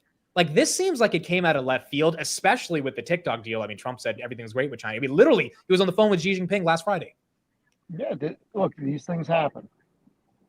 It just feels random, and that's where my mind is going to. Is like, how random was this? How much did this just happen overnight? And how much of is Trump posturing, or is he becoming legit? Like, no, I don't care what happens to the stock market. We need to get our independence from China right here, and no one knows. Oh, he's gonna trust me. They care what happens to the stock market, because guess what you have next year? Well, yeah, midterms. Yeah, exactly. We got some coverage on this. Let me play this right here. They are currently paying. He went on to say in that same Truth Social post that come November 1st that the U.S. is going to impose export controls on any and all critical software. Trump also saying that this is going to be based on the fact, claiming that China will be taking unprecedented position, saying that he claims that China will be moving first in having large-scale export controls on virtually every product. And Trump is saying that this move by the U.S. is going to be in response to that. And of course, this comes after back and forth earlier today on China having these strict export controls on critical minerals, and then Trump responding to that, threatening tariffs. Now it seems like he is following through on that earlier warning. Guys? All right, Emily, thank you so much for Eamon Javers' optimistic take that the specifics hadn't come out yet. Taking a look here at Synopsys, which had gotten hit earlier in the year on dust up over software. All right, folks, this is what Trump's about to speak, by the way. And I mean, he says 5 p.m. I don't know if it's actually going to go live at 5 p.m., but I'm assuming he'll probably potentially talk about this in a bit. Bitcoin bottomed at 113, potentially bounced at 113. Meta's at 7. Meta's below 700. Bitmine's about to go below 50 after hours. And then S&P 648. Goodness gracious, bro. We were at 675 or 673 this morning. Goes to show you everything's correlated, right? Everything is correlated. Everybody wanted to say, oh, crypto's a hedge. No, everything's correlated. No, not at all. The only hedge that's been like actually somewhat of a hedge is gold. Gold right now, gold's up. Of course, gold's up. Instability. Gold is up, folks. Gold is up. That's the only hedge that we're seeing in this market is gold. Ay. After hours, really? Goodness. This could all change over the weekend. No, it could. And if it doesn't, it could change next week. I mean, do we play it out? Do you really think that we're going to go into a full-blown trade war heading into the end of the year, heading into 2026, where you have midterms? They need the market to be thriving. They need the economy to be thriving for next year. They're not going to allow the stock market that's at all-time highs to dump 15% and not come back. But They're Steve, going to get that's also something done. but that's also where my mind immediately goes to.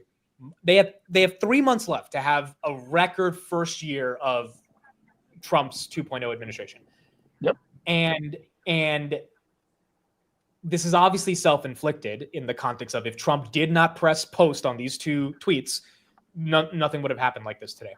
So is the situation in reality so bad with China that Trump had no option? Like Liberation Day was all bullshit. We know it was all posturing. Is this actually so bad that he legit knows he's going to mess up the best market we've had in the past, couple years because he has no other choice than to deal with China? Like,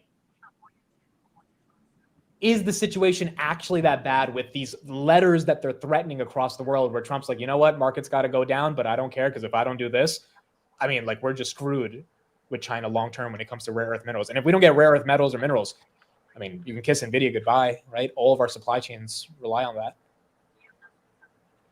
Has anyone actually verified these Chinese letters? No. This is literally coming from Trump's mouth today that China has been sending countries threatening letters to impose export controls on every product that they import, which seems really aggressive from China, bro. Let me read it again. It has just been learned that China has taken an extraordinarily aggressive position on trade and sending an extremely hostile letter to the world, stating that they were going to, effective November 1st, impose large-scale export controls on virtually every product they make, and some not even made by them.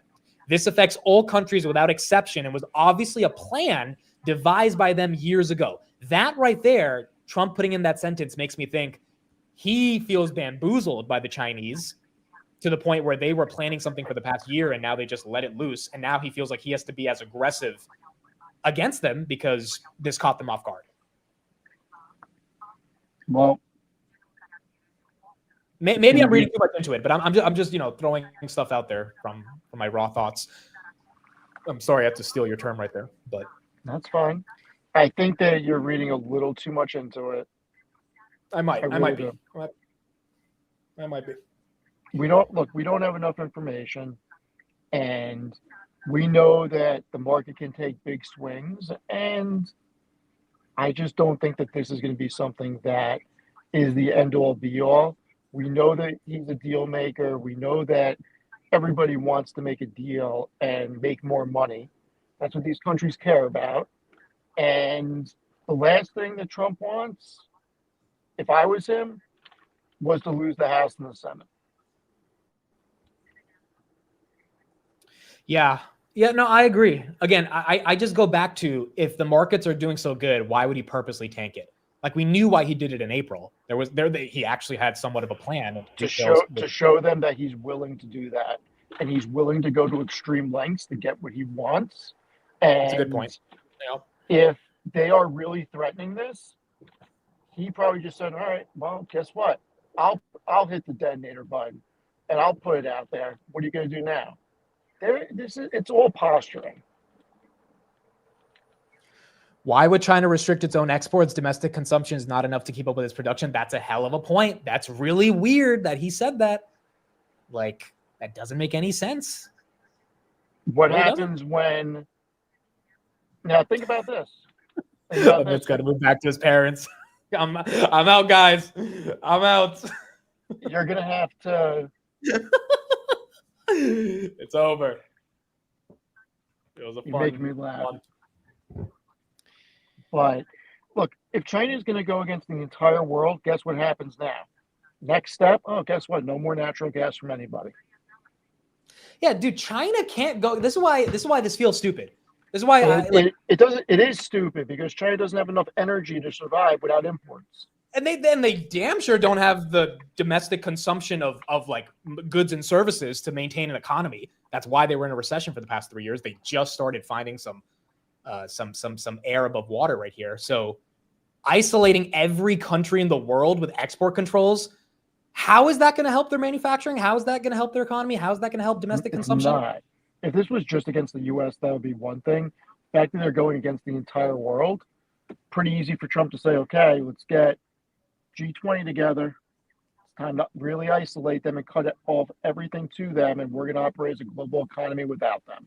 And then you go a step further, bring Russia into the fold, and you make a deal with Russia. You buy all the natural gas from them. That way they don't send anything through the pipes to China, and you set them back however many decades.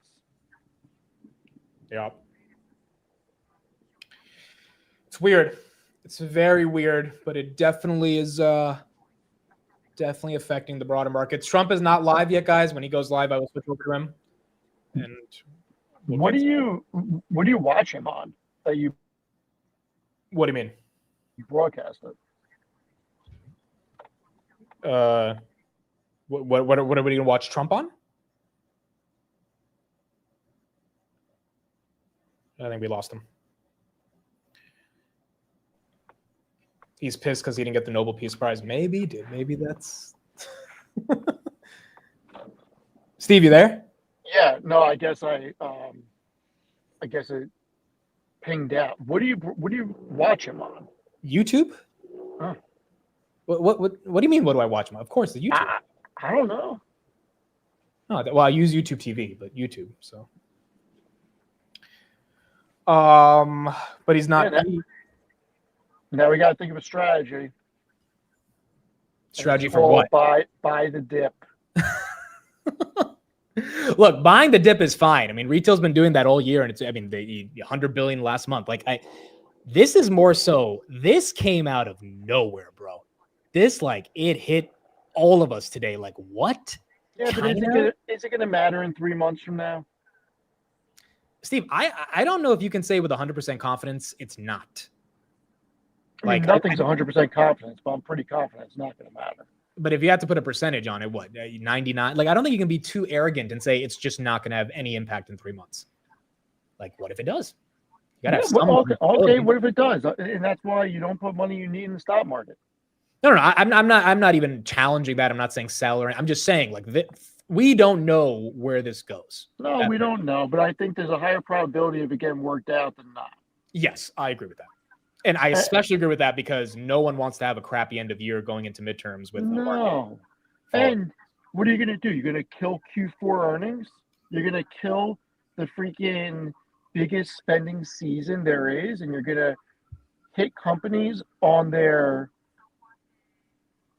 sales on the year at the time when everybody's spending money. You're not going to do that. This is going to get worked out.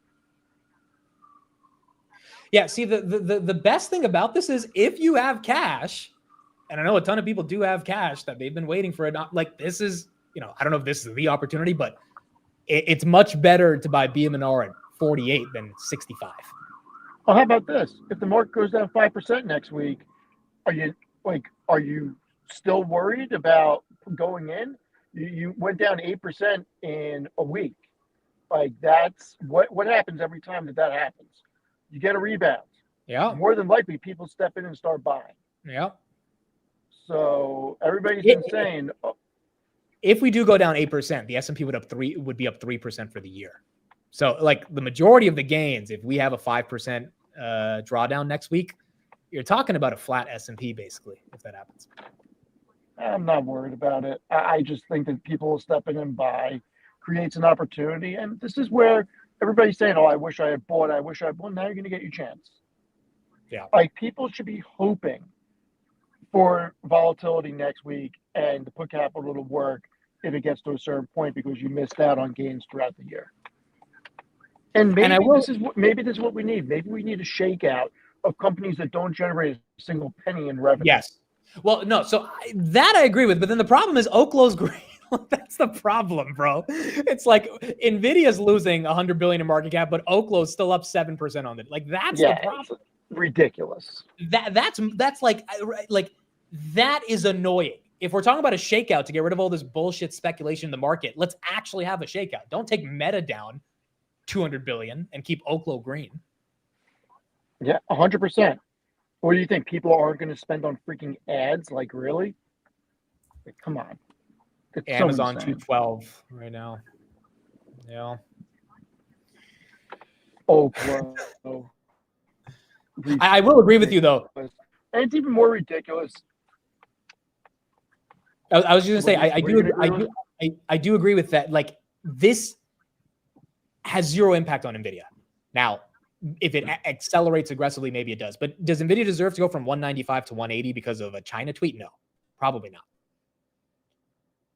So the question is just, will it accelerate? But like, fundamentally, does it affect their earnings? No, it shouldn't. Now, it could affect their earnings projections if China's revenue is not. I mean, dude, that is one argument you could point to as an NVIDIA bear. It's like, well, China revenue is not coming back anytime soon. Not with the United States fighting with China as aggressively as they are. So, but at its core, Q3 earnings, yes, I don't think it would affect it. All right, let's get a little bit more coverage on this, guys, and I'll switch over whenever Trump is live. Actions or changes taken by China. He then also adds that on November 1st, the U.S. will impose export controls on any and all critical software. Of course, this is coming after that back and forth that we saw today with rare earths. China, of course, announcing the stricter export controls, and Trump responding to that, saying that he basically saying that they could have tariffs. And now, of course, we're hearing more clarity from it. Trump also said in his Truth Social post, accusing China of taking an extraordinarily aggressive position on trade, and says this they sent an extremely hostile letter to the world that tariffs and export controls were going to go into effect on November 1st. This seems to be a way for the U.S. to counteract what China's moves would be. And of course, questions here about whether Trump and Chinese leader Xi would be meeting. They're expected to meet 2 weeks from now in South Korea. Trump, of course, earlier falling into question whether it was even worth having that meeting. Doesn't seem to address that in his latest post. But of course, this mention of tariffs and of the export controls really ratcheting up the pressure here and the degree of impact and conflict this could have. Melissa? Emily, thank you. Emily Wilkins out of D.C. Very busy day today. In the after-hour sessions, we mentioned the major indices are moving lower. We're also seeing deepening losses in the sectors that were most hit during the session. The initial fears that there would be sort of retaliation for what China did with rare earths. So we're seeing semiconductors continue their slide, tech in general. Where does this go from here? We were talking just yesterday, Dan, about how what China did was poking the bear, and here we are now. Well, it speaks to leverage, and I know Tim kind of mentioned that too. You know, this rare earths has been at the center of the focus as it relates to what we need and what they have. And the flip side of that is like our high-end GPUs that are 90% of them come from NVIDIA. They're made in Taiwan, that sort of thing. And I think when China a couple weeks ago, you know, kind of said to their buyers of these chips, we don't want you buying them. They feel confident with the chips that are being made by Huawei right now. Now, maybe that's a negotiating tactic, but the White House had just negotiated this export deal with NVIDIA. So you put that together, their lack of demand for these chips, and then the leverage that they have over rare earths, it's a real problem. This today, right now, reminds me of April 2nd. We were sitting on the desk. There was this, I think it was in the Rose Garden, this big presentation of these tariffs. And I think we were all expecting something that didn't look like what happened on April 2nd. And, you know, the stock market was already down about 8% into that from their February highs. So you think about that swoon that we had over the next week or so, we did have the president and the administration pull back from the worst of those tariffs. I'm not sure that happens anytime soon. That being said, you know, is this market going to basically be able to take this in stride a little bit? Today was a little bit of a panic, right? You know, next week, we don't have the bond market open on Monday. There's going to be lots of time to digest the stock market, if you will. And I'm not sure we have what we had in early April over the next couple of weeks, because I think the administration knows they don't want the stock market to fall apart. That's a loss of confidence in the administration. But they have a stock market at all-time highs, and they've got some room. So if I'm the White House, I'm in a much better position to be as aggressive as possible. And I think it's easy to flex muscle with all risk assets, all-time highs. But those are good points, Dan. And we don't usually, we don't always get it right on this desk. But that conversation yesterday was the conversation to have, because we're having the conversation about de-dollarization, and we brought up, I think this is as much about China, and then we brought up that rare earth is really not something that's been settled, and that they're 90.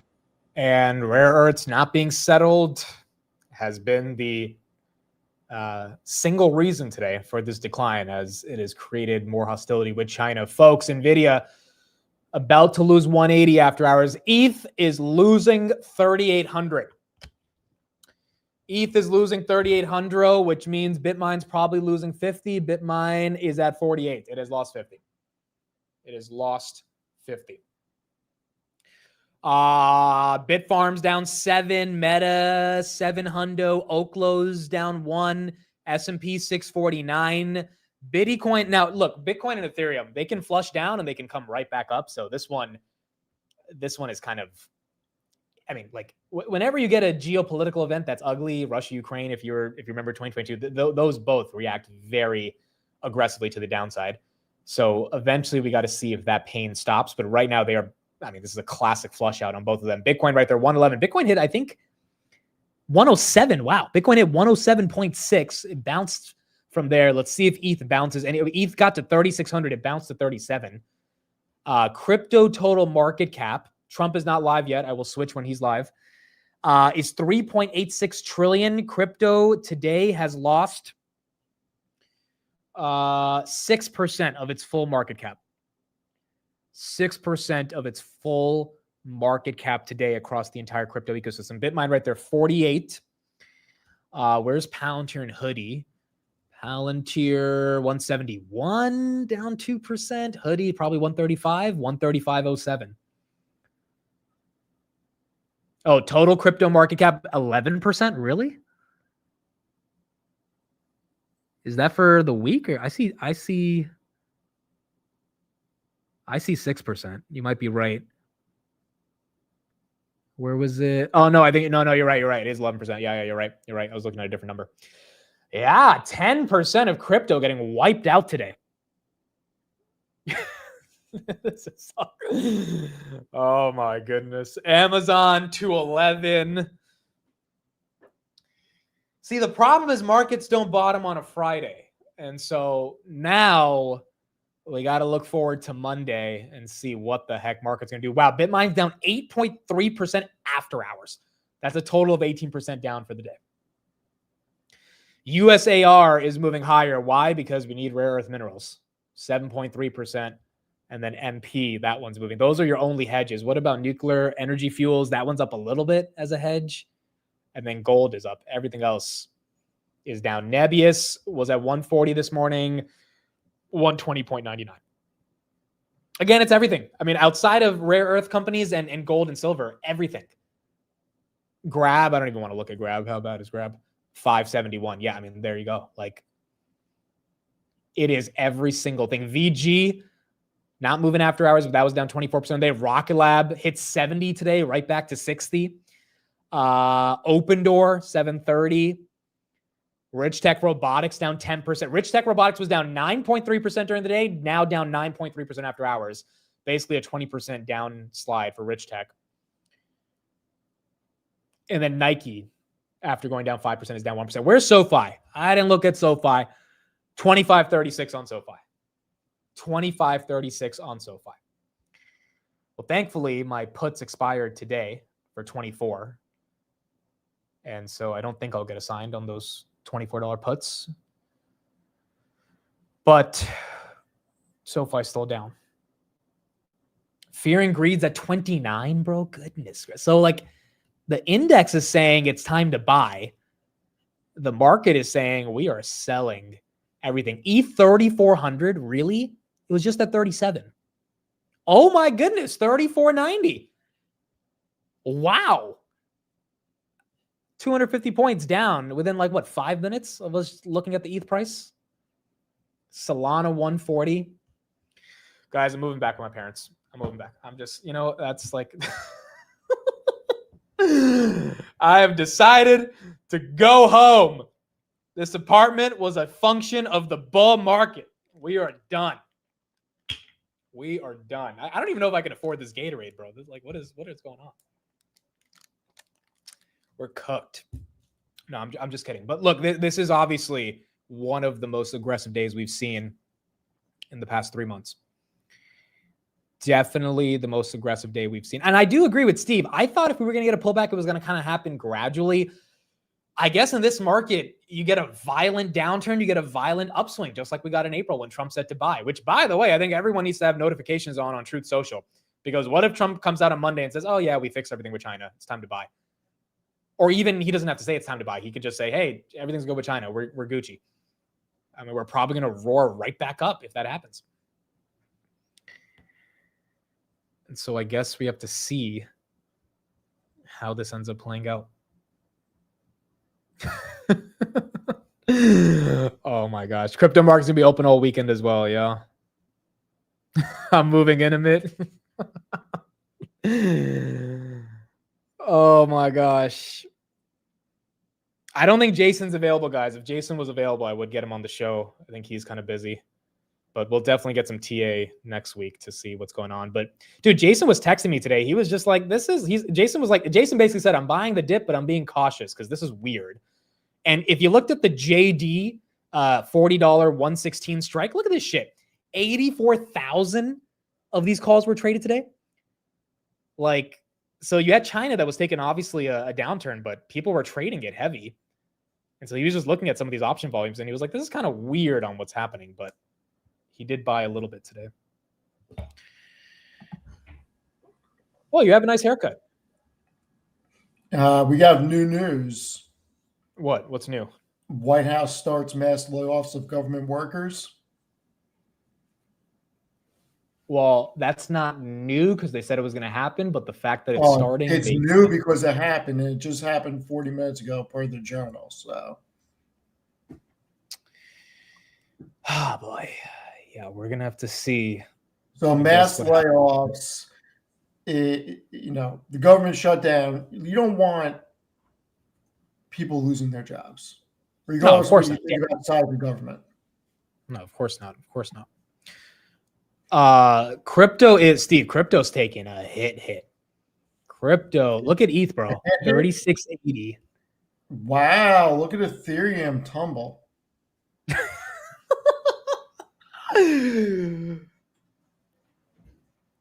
Ugly. And the crypto markets don't close. So. No, they don't.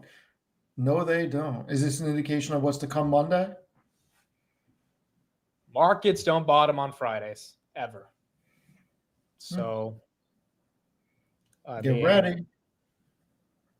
Dude, well, again, here's the thing. If we don't get any good news on Monday, I don't know if anyone can logically say this just rebounds on Monday.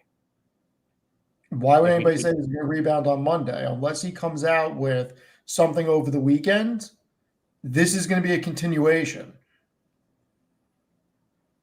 XRP is at $1.70. Yes, it is.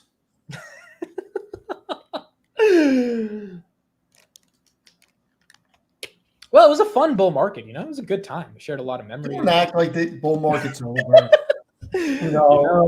We had some live streams. It was a good time. It was a great. People are gonna start making videos with freaking headstones on it. Look, this is. Look, my portfolio was going up many tens of thousands of dollars every day for the past 2 months. Even I myself knew, like, dude, this is not normal at all. And did you sell? No, I didn't sell. Robinhood got to freaking 153. I was buying this thing under $10. I've not sold a single. Let me say it again. Let me say it slowly. I have not sold a single share of Robinhood. That wasn't really slowly. That was just emphasized. Robinhood, I didn't sell a single share. Would have been slowly. I hate you. But the point is, by the way, Steve and I will be streaming on Saturday, so I'll be on Steve's channel. I'm going to link tomorrow night is going to be interesting to say the least. The point is, I haven't sold, but so in my head, I'm like, okay, wait a second, like. I've said this publicly, but I have over 10,000 shares of Hood. So if Hood goes up $7-8 in a day, that's like $80,000. It's a significant amount of money. But in the back of my head, I'm like, dude, my price target on Hood was 120. This thing's at 150. I don't think it deserves. So if it comes back down, am I upset? No, I'm just like, that's reasonable. It's reasonable. It's not something that scares me at all. But is it ugly to go through? Yes, it is very ugly to go through. That can't be denied. That cannot be denied. Palantir only at 170. What's at 170? Palantir. How? Okay, where You are not going to use this opportunity to get bearish on Palantir. That's not what we're going to do. No, I'm not. I'm not. We Just saying.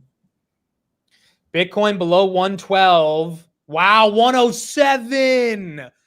Holy guacamole. Imagine this shit goes below 100, bro. Ethereum is down 18% right now.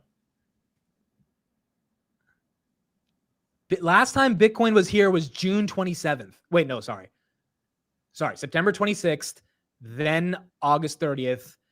But if we go beyond, let me go to last time below 100. That's easier. Last time below 100 was May. So if you do get below 100, we're going back 5 months in terms of price action. Now, I don't know that crypto is a great indicator, but why don't we look at the S&P over a 5-year period or a 10-year period? Oh, Bitcoin did get to 104. Yeah. No, I agree, dude. If we zoom out, everything looks fine. It's just, in the moment, it's obviously ugly. But I agree with you. You know what's nice? I just looked at the calendar. The 15th is on Wednesday. So a lot of people are going to be getting their next allocation to their retirement accounts at a good price if this keeps going. Like, don't forget, there's going to be more money coming into the market next week. Like, a lot more. So people are going to be able to buy at a cheaper price, essentially. Yeah. No, that's fair. Palantir down 3, Hood down 4.8, 132 on Hood. Hood is basically giving up the entire run for the past 2 weeks. I mean, 120 is really where it started, so $12 more down, you'll actually give up the run, but most of the pump is gone. Bitmine 48.90. Bitmine's actually kind of holding. I thought it would go below 45 with ETH this though, so it's actually kind of holding decent. Tom Spy. Lee needs to make a meme of a freaking balloon or something. No, but he was on CNBC today and he kind of calmed people down. But then after hours, Wedbush came out with a report to buy tech. Oh, really? Dan Ives said to buy the dip. I didn't know that. Didn't expect that one. And I love Dan Ives, but no, look, Dan Ives and Tom Lee are going to say the same thing because their broader macro thesis hasn't changed. And I agree with them. You agree with them. The majority of the chat agrees with them. The problem is, I don't think we have enough data to dissect what the hell is Trump saying. And that's the problem with the market. You're seeing all these crazy numbers going down, and this is all of 2 posts, and it just goes to show you how quickly things happen these days. Like, this is just, I'm convinced this is stop losses. Oh, it's definitely stop loss. That's for damn sure. Guys, I don't see Trump live. Let me pull up a different stream.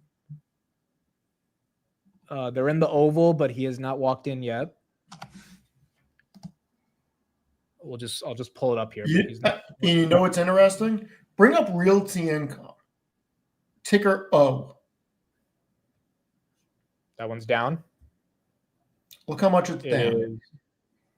Basically down half. Yeah, but it also didn't do much this year either, right? So no, I get it, but this is why people have allocations to more defensive things, because in times like this, real estate is not going to move down that much, and you're still going to get that monthly dividend check.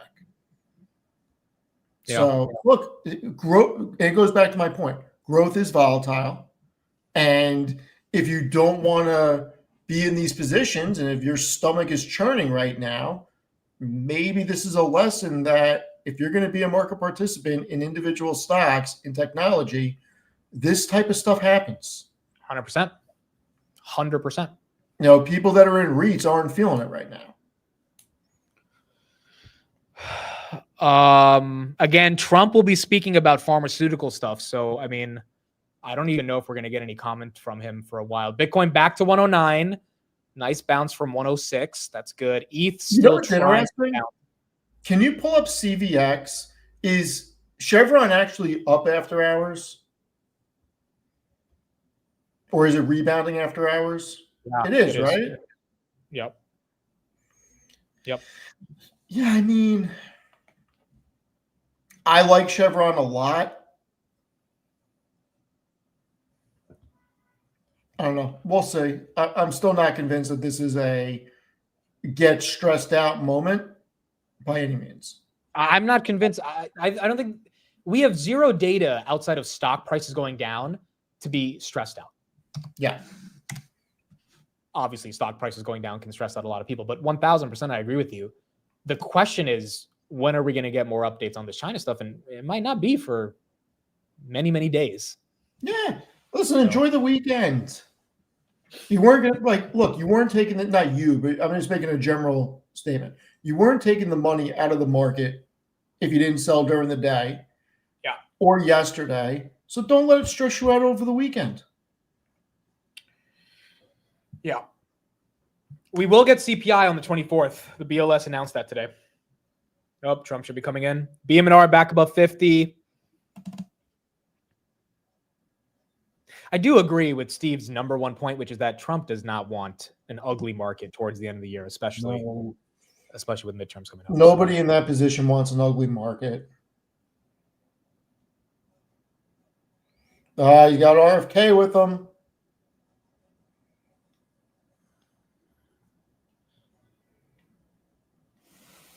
Is Trump even there? No, he definitely, he'll definitely be there. Is he? No, he probably will. They're just waiting.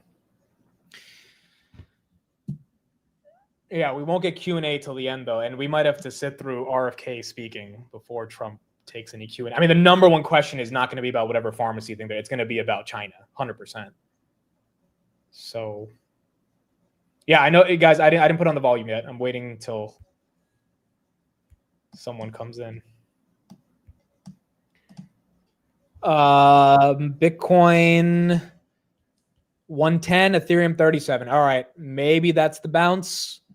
Maybe. We're gonna have to see. Lutnick is there. Why are you laughing? Because of one of the comments. What, Nutlick? Dude, no matter how old you get, it's hilarious. Every time I see it, I said it a couple times by accident, but I don't mean to say it.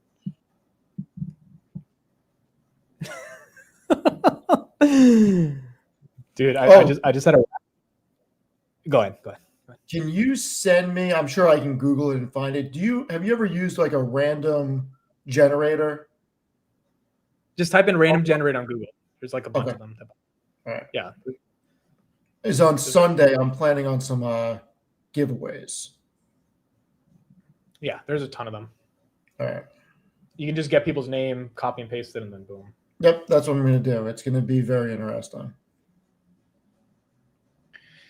Still not live yet, guys. Still not live. USAR, that's moving. Hoodie. You know what this is good for? This is good for tobacco companies. Why? Because everybody's stressed out and they're going to smoke. That's a good point. All right, Trump's live. Here we go. Bad joke. Of all big announcements, actually. It's wonderful to be in the Oval Office. I think you probably like it the best. You like it the best for press conferences? I sort of do. But today I'm excited to announce another historic achievement in our quest to lower drug prices for all Americans. Prices have come way down. We've gotten prices way down for groceries, for oil especially. Today we broke $60 a barrel. We think the oil is going to be under $2 a gallon very soon. That's about 70% lower than what it was just a year ago. So that's a big thing. And when the oil comes down, everything comes down. It's pretty beautiful to watch. AstraZeneca, the largest pharmaceutical manufacturer in the United Kingdom, is committing to offer Americans major discounts on their vast catalog of prescription drugs, one of the great companies, by the way, and a most favored nation's pricing clause. So most favored nation is you're going to pay whatever the lowest price anywhere in the world is. That's what you're going to be paying. And I had it going very well in my first term. but we were interrupted by a rigged election, so I was unable to carry it forward. We started it, but this was something one of the reasons I wanted to run again was we had to have favored nations where the world is not going to be paying just a fraction, just a tiny fraction of what we were paying.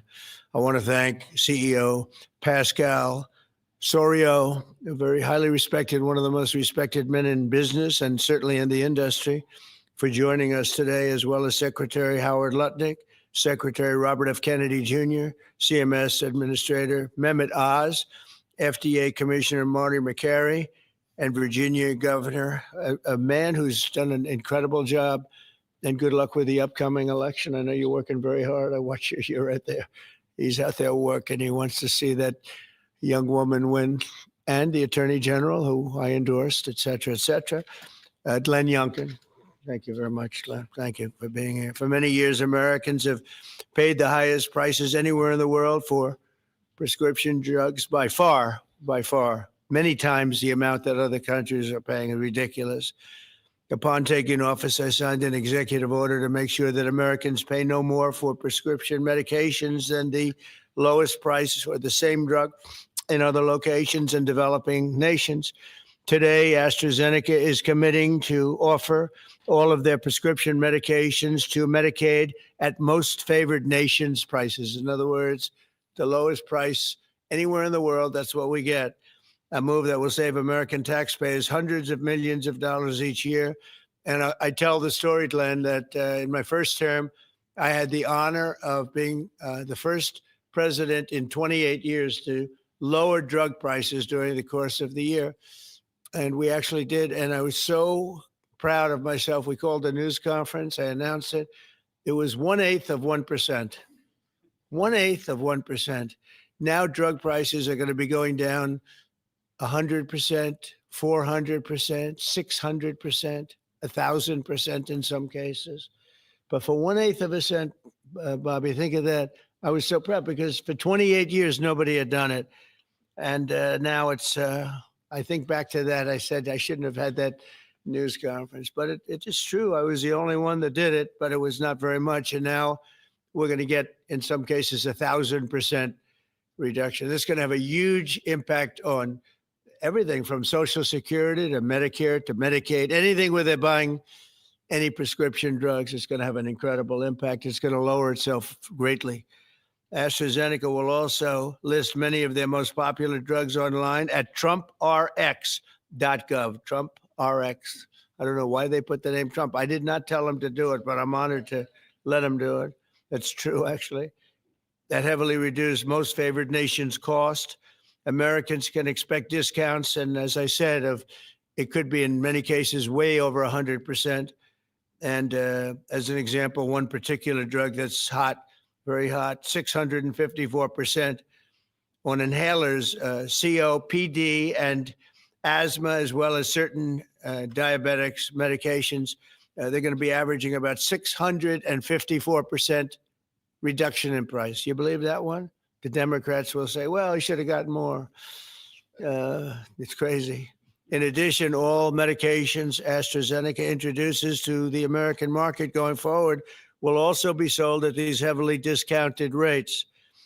Furthermore, AstraZeneca will invest $50 billion in the United States over the next 5 years for research and development of new drugs and to onshore manufacturing facilities across the country, like the new plant that broke ground yesterday in Charlottesville, Virginia, where the governor attended. They had a tremendous group of people attending. It's going to have 3,600 jobs just to begin with. And that's going to be a fantastic plant. I saw a picture. It's going to be the best, right? You can't get any better. This is a tremendous victory for Virginia and for American patients and for everything, for the country. It's an amazing company to have coming over to the United States in such a big way. That's going to be a big part of the company. Presidents have promised for years to lower the cost of health care, but my administration is actually the first to do it and do it substantially, do it at numbers that nobody thought, even I thought were not possible. When you think of it, if you got a 1%, 2%, 5%, that's good. You did a good job. We're talking about 100, 200, 300, 500, 700. In some cases, some big, big numbers. And the largest drug companies in the world are working with us to make this a reality. And so I look forward to being at your opening of that incredible facility. I hear something, and it's in a great location, Len, one of the beautiful locations. So I'd now like to ask Secretary Kennedy to say a few words, followed by Dr. Oz, Pascal, Governor Youngkin, and we'll take some questions afterwards. Would anybody like to have some questions? Yes? Oh, I'm shocked. Okay, we'll take them right after. Okay. Bobby, please. All right, RFK. Thank you, Mr. President. I talked about this a little yesterday in the cabinet meeting, but it's worth repeating because it shows this historical achievement as really monumental. When I was in my confirmation process, virtually every Democratic senator showed me their preoccupation with making sure that we completed, that I was going to continue to get a commitment from me to continue the IRA drug price negotiations. That the IRA required the Democrats, while President Biden was in the first year of the IRA, to negotiate 10 drug prices down. And then I was supposed to, my first year, negotiate 15 and 15 every year thereafter, and that was their plan. The Democrats claimed that they had a 22% reduction, and that was a great success. When we actually looked at that, when I came into the agency, we realized we were actually paying more for 8 of the 10 drugs. The 22% reduction was off of list price, and Medicare ended up paying more for 8 of the drugs, equal for the 9th, and about a 2% discount on the 10th drug. So that was the plan, and that's what they did. We are continuing the IRA negotiations, but thanks to the president's leadership, we have achieved something extraordinary here, which is a dream that he's had for 20 years because he's the common sense president. He saw something 20 years ago. He learned that we were paying 3, 4, 5, sometimes 10 times for the same drug as they were paying in European countries. Some of these drugs were manufactured in facilities in New Jersey and then sold for 1/10 the price in Great Britain, in London or Paris, that Americans were being charged for them here. He saw that this was unfair. Every Democratic president, every Republican president has said that this was the gold standard. This is what we needed to do. Nobody's been able to change it. And when we came in, I have to say I was pessimistic about doing MFN. Dr. Oz was pessimistic. Our staff, John Brook and Chris Klump and the other people we brought in were all pessimistic. The president saw something that we didn't see, which is we had leverage. And that came through Howard and the tariffs, and we had extraordinary leverage to craft these deals. So last week we had Pfizer in, which is one of the biggest American pharmaceutical companies. Today we have AstraZeneca in with Pascal Soriot, which is one of the biggest European pharmaceutical companies. And the president asked us to do 3 things. 1, to get MFN prices. 2, to not bankrupt these companies. He understood that America has to be the center for innovation. The drug industry needs to innovate, that it's critical for its bottom line, it's critical for the health of the American people. And he asked us also to make sure that those companies would keep their promise to reshore this industry. For national security purposes, for our economy, it's critical. These companies are making these drugs in the United States. We were able to achieve all those things, and partially with the visionary help of Pascal, where is he? Of Pascal Soriot, who understood that innovation and the business doesn't work if everybody is not pulling the oars, if everybody doesn't have the skin in the game. The whole world was riding on our shoulders and riding on our dime. 70% of pharmaceutical revenues comes from this country. We only have 4.2% of the world's population. And we were paying for 80 or 90% of the innovation here. And the rest of the world was a free rider. And Pascal understood that that's not fair and it's not a good, sustainable, long-term business model.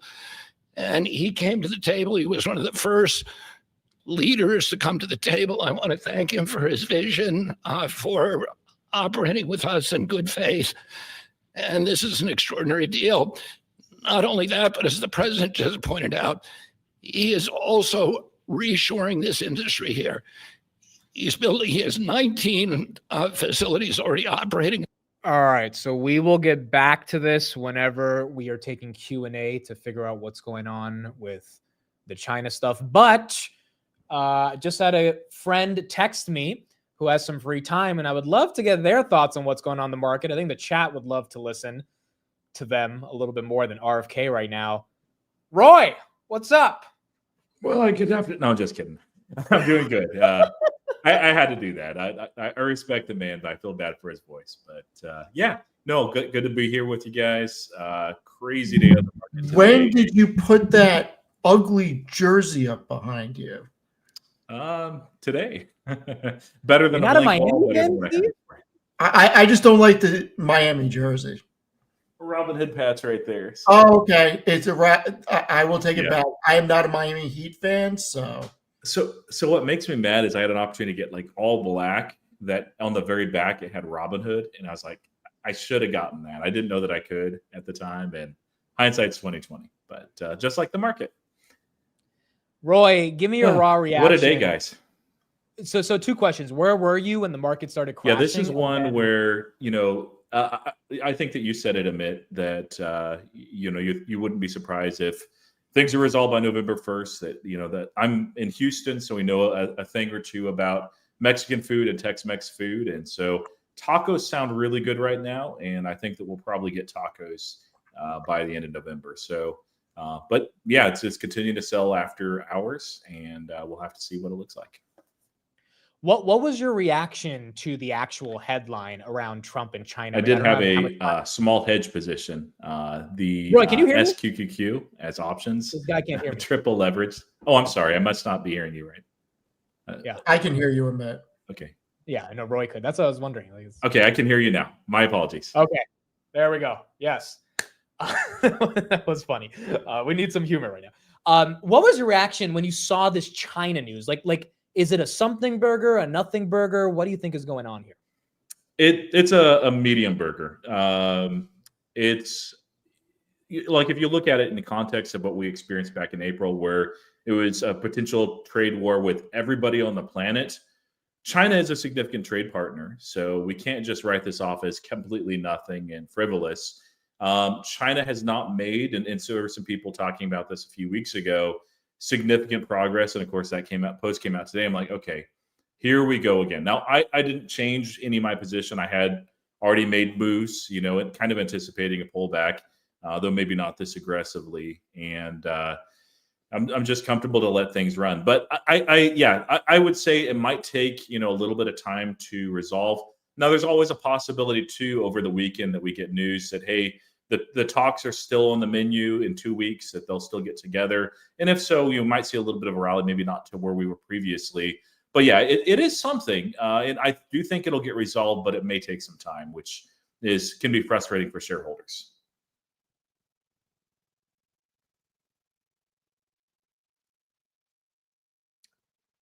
I think you're muted. Oops, I was muted. Yeah. Do you think this can turn into a full-on end to the 2025 bull market? Like, could this be something that messes up the rest of the year? No, I mean, we could end up seeing that we hit the high for the year already, and that's in the past. I still think we'd probably get a Santa rally. We'll have to see how it plays out, but I mean, like the nice thing is we already kind of a playbook for this back in April, and we have the taco playbook as well.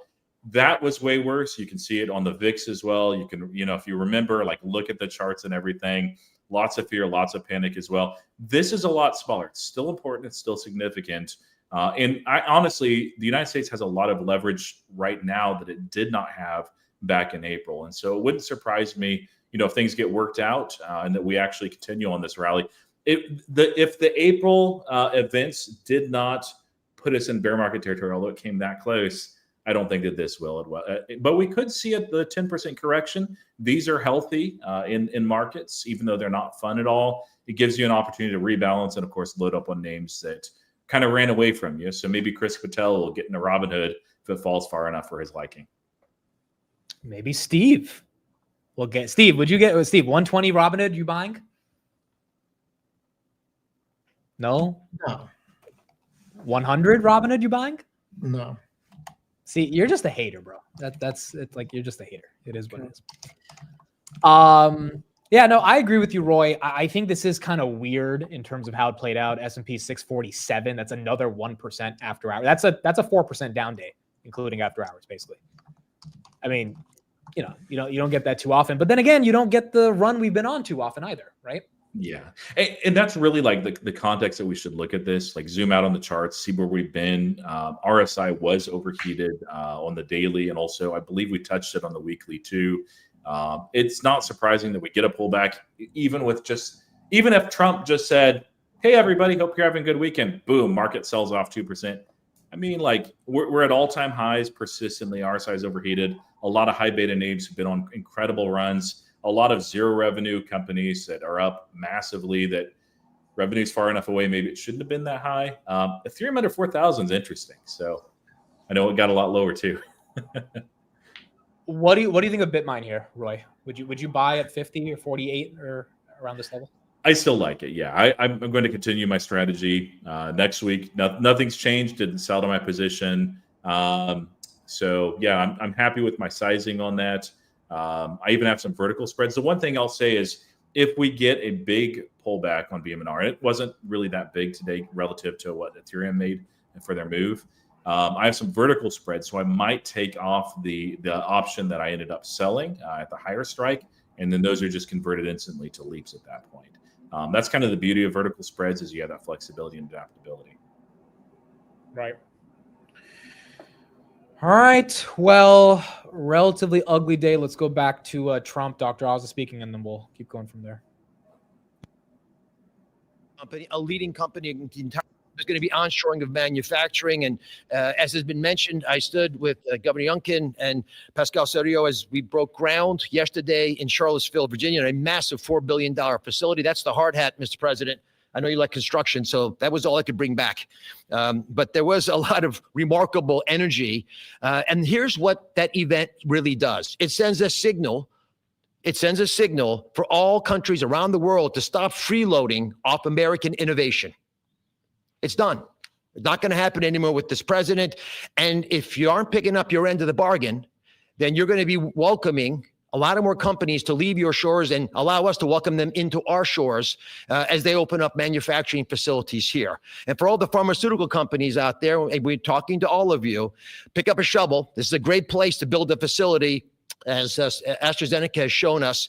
And I think it has a wonderful opportunity in the future as well, as this country continues to support the innovation Secretary Kennedy spoke about, because we're not compromising that at all. We're just getting fair prices for the American people. To the team, tough negotiations, Mr. President. You know how hard they can be. You can't get there without world-class negotiators. And we are blessed by individuals to work with the AstraZeneca team, who are killers, head-to-head. And why? Because talented people out of the private sector are coming into government to serve this president in a generational opportunity that they feel in their heart will make a difference. John Brooks is part of that team. Chris Klump, Inma Hernandez, numerous other folks contributed as well. But we're open for business. And if you want a great position and a patriot, like the folks who negotiated these deals, please consider coming with us, because the president has made it clear that you will make a difference in government. Finally, I want to thank Pascal Soriot. Pascal is an interesting, almost enigmatic individual. He's a CEO of AstraZeneca. He is born in France, Australian citizen, knighted in Great Britain, running their largest pharmaceutical company. So you figure out the lineage. But one thing I know is a very, very smart man who came here early on, took the president seriously, and he recognized the inherent unfairness of the European model of global freeloading off our innovation. He appreciated the challenge, and he wanted to be part of the solution. So Pascal, take it away. Thank you so much. So, President Trump, it is really a pleasure to see you again, since I had a chance to meet you last time you visited the UK for your state visit. I know the King actually kept you late during the night, during your visit, late up at night. And I must thank you, actually, for returning the favor. I can tell you, you've kept me up at night and my team as well. But it has been really worth it. It's been worth it because today I'm really excited to announce AstraZeneca's commitment to your vision for a healthy America. Great leadership is about having an ambitious vision that can energize people, and you appoint a very talented team that can deliver on this. Your vision is exactly that. It is about lowering the price of medicines for American patients while ensuring that America remains a global powerhouse of innovation in biopharmaceuticals. And that's not easy to do. We need to keep inventing the technologies and the products that will cure disease. But you actually gave us a key, equalization. That's an important word. Yeah. You've assembled a remarkable team, actually, that together with us found a way to deliver on your vision. I would like to thank you, Mr. President, for your collaborative and your trusting approach throughout the discussion that led to this agreement. In addition, I would like to thank Secretary Lutnick, like to thank Secretary Kennedy, Dr. Oz, and the CMS team, in particular John Brooks, who is here today, but also Chris Klump, for their very straightforward approach and their collaborative work that, together with my great team at AstraZeneca, enabled us to deliver this agreement today. It is an agreement that allows a number of wins. First of all, a great win for American patients. This agreement will deliver improved access to our medicines at a lower cost. We've addressed the 4 points that you raised in your letter, ensuring Americans do not pay more than patients in other wealthy countries. So it's a big win for patients and the healthcare system as a whole. But it's also a big win for the economy and for taxpayers, because it supports rebalancing the cost of innovation across wealthy nations. For too long, America has shouldered a disproportionate portion of the world's R&D cost for breakthrough medicines development. That imbalance is not sustainable. It had to change. And equalization levels the playing field, with wealthy nations contributing their fair share to the cost and the risk associated with biopharmaceuticals R&D. And I would say it's also a big win for state budgets because these Medicaid price reductions will have an immediate impact on Medicaid budgets and provide substantial relief to state budgets. Finally, your vision also secures America's strong position in life sciences and the onshoring of critical innovations and manufacturing. As a company, we will invest $50 billion in manufacturing and in R&D. We already have a large presence in the United States. We have 19 sites, and we employ 25,000 people around the country. They're all developing the new generation of medicines. But we'll continue to increase our presence in this country. We're expanding our manufacturing footprint in Texas. We're building our second large R&D center in Kendall Square in Boston. We are building a cell therapy manufacturing plant in Rockville, Maryland, and there's more to come. So a lot of investment over the next few years. I want to say that I appreciate very much Secretary Lutnick granting us a 3-year tariff exemption to localize the remainder of our products. Most of our products are locally manufactured, but we need to transfer the remaining part to this country. And also for your great support to convince also other wealthy countries to share the cost of pharmaceutical innovation. It is an important part of this agreement, rebalancing and the cost around the country, around the world. Yesterday, showcased our commitment to the United States with this $4.5 billion investment in the beautiful Commonwealth of Virginia to manufacture what we call API, active ingredients for our medicines, but also antibody-drug conjugates that are such a critical part of the future treatment of cancer care, what is called smart chemotherapy, targeted chemotherapy.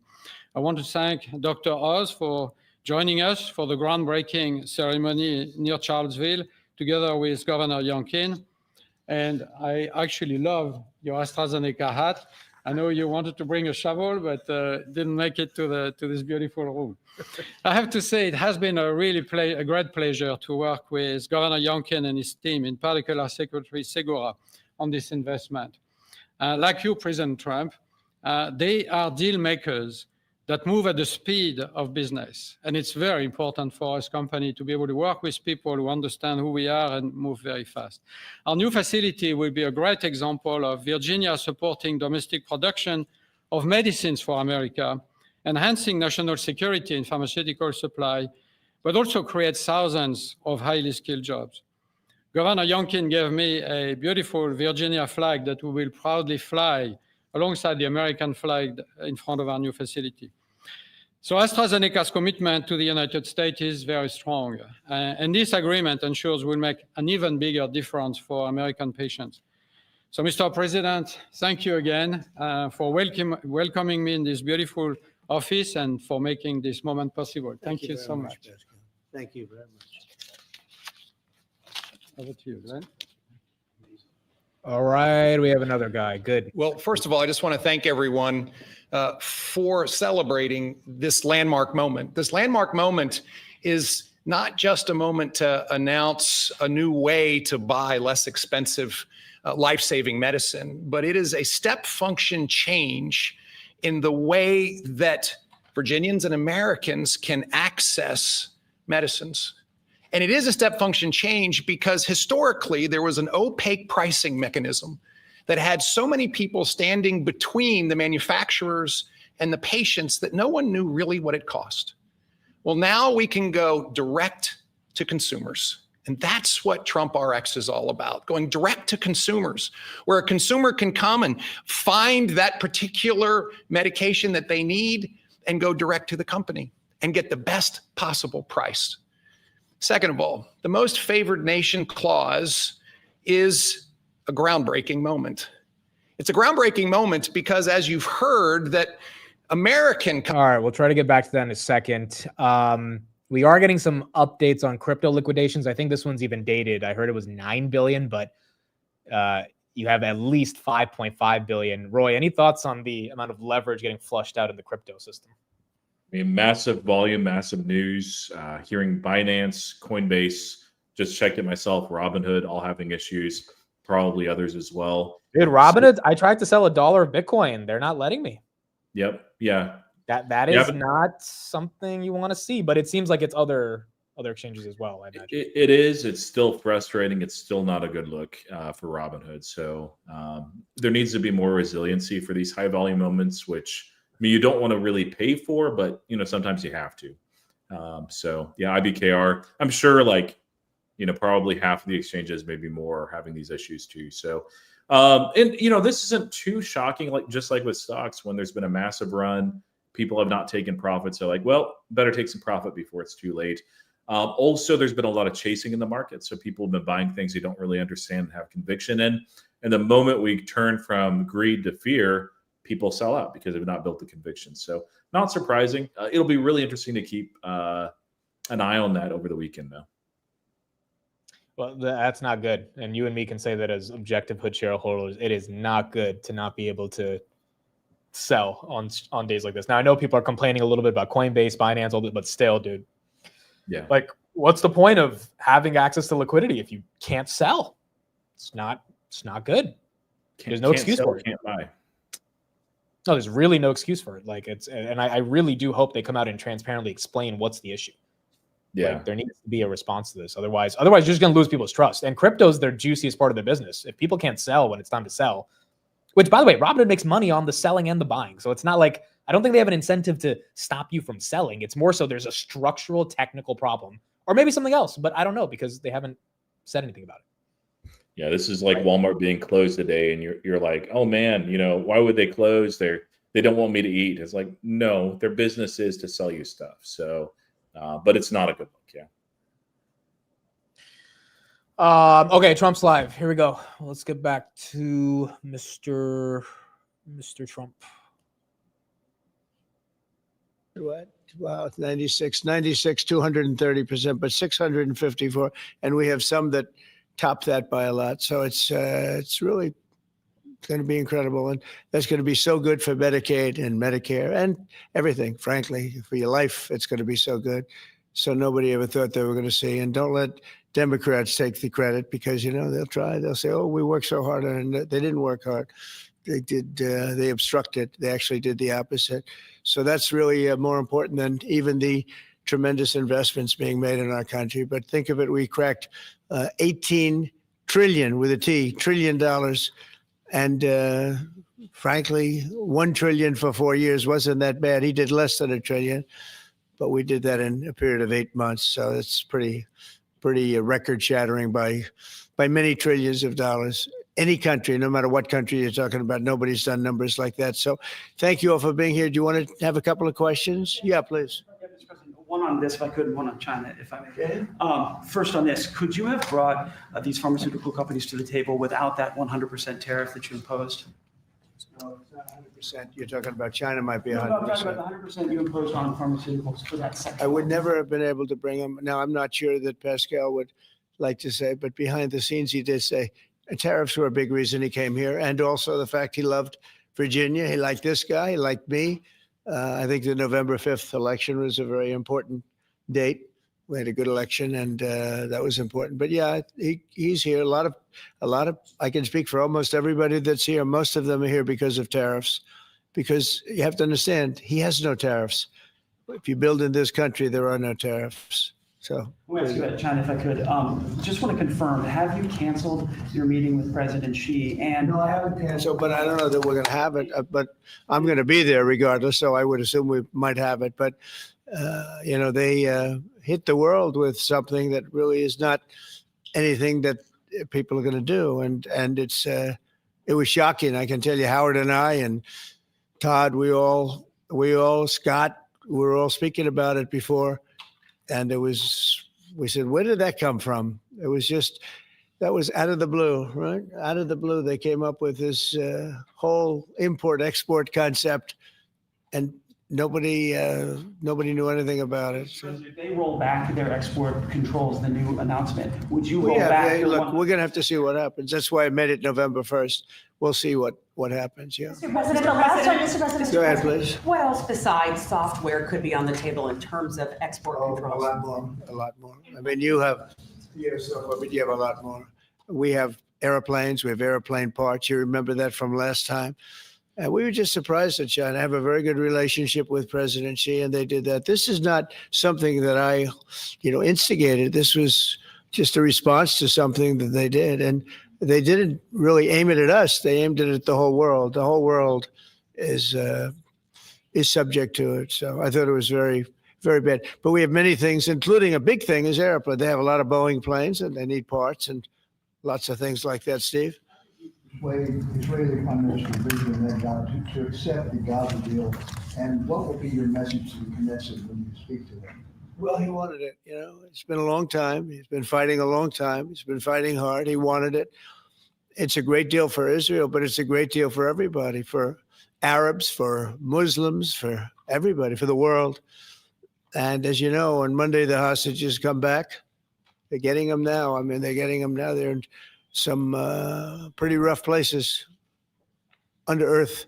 They're in some pretty rough places where only a few people know where they are, in some cases. So they're getting them, and they're also getting the bodies, approximately 28 bodies. And some of those bodies are being unearthed right now as we speak. I mean, they're working on it right now as we speak. It's a tragedy. It's a tragedy. No, he was very happy with it. And I can tell you that markets are getting a recovery after hours, folks. It's not full, but basically Trump said, I think I'll still meet with Xi. I don't know why they did this. It came out of nowhere. And that's why I set the date as November 1st, basically signaling, hey, there's a lot of time between now and November 1st. Maybe I'm not going to impose the 100% tariffs, which obviously would make the markets go higher. So you're getting a rebound after hours. That I saw Israel dancing in the streets, but they were dancing in Qatar and Saudi Arabia and UAE and many, many countries. I saw Egypt. They were dancing. I'll be going to Israel. I'll be speaking at the Knesset, I think, early on. And then I'm also going to Egypt. They were terrific. But all of the countries were great. Indonesia was great. Jordan was great. They were all great. Everybody Everybody wants this deal to happen. Happens in Gaza the day after. Enough to do that, but and I think they want to do it. And we're also setting up, as you know, a board of peace. It's called the Board of Peace. I don't know if that's the final name, but the word peace is definitely in there. They have asked me if I chair it. We'll make sure things go well. And how confident are you that the ceasefire will hold? I think it'll hold. Yeah, I think it'll hold. They're all tired of the fighting. Don't forget, you had October 7th, which was a horrible day, 1,200 people killed. But Hamas has lost 58,000 people. That's big retribution.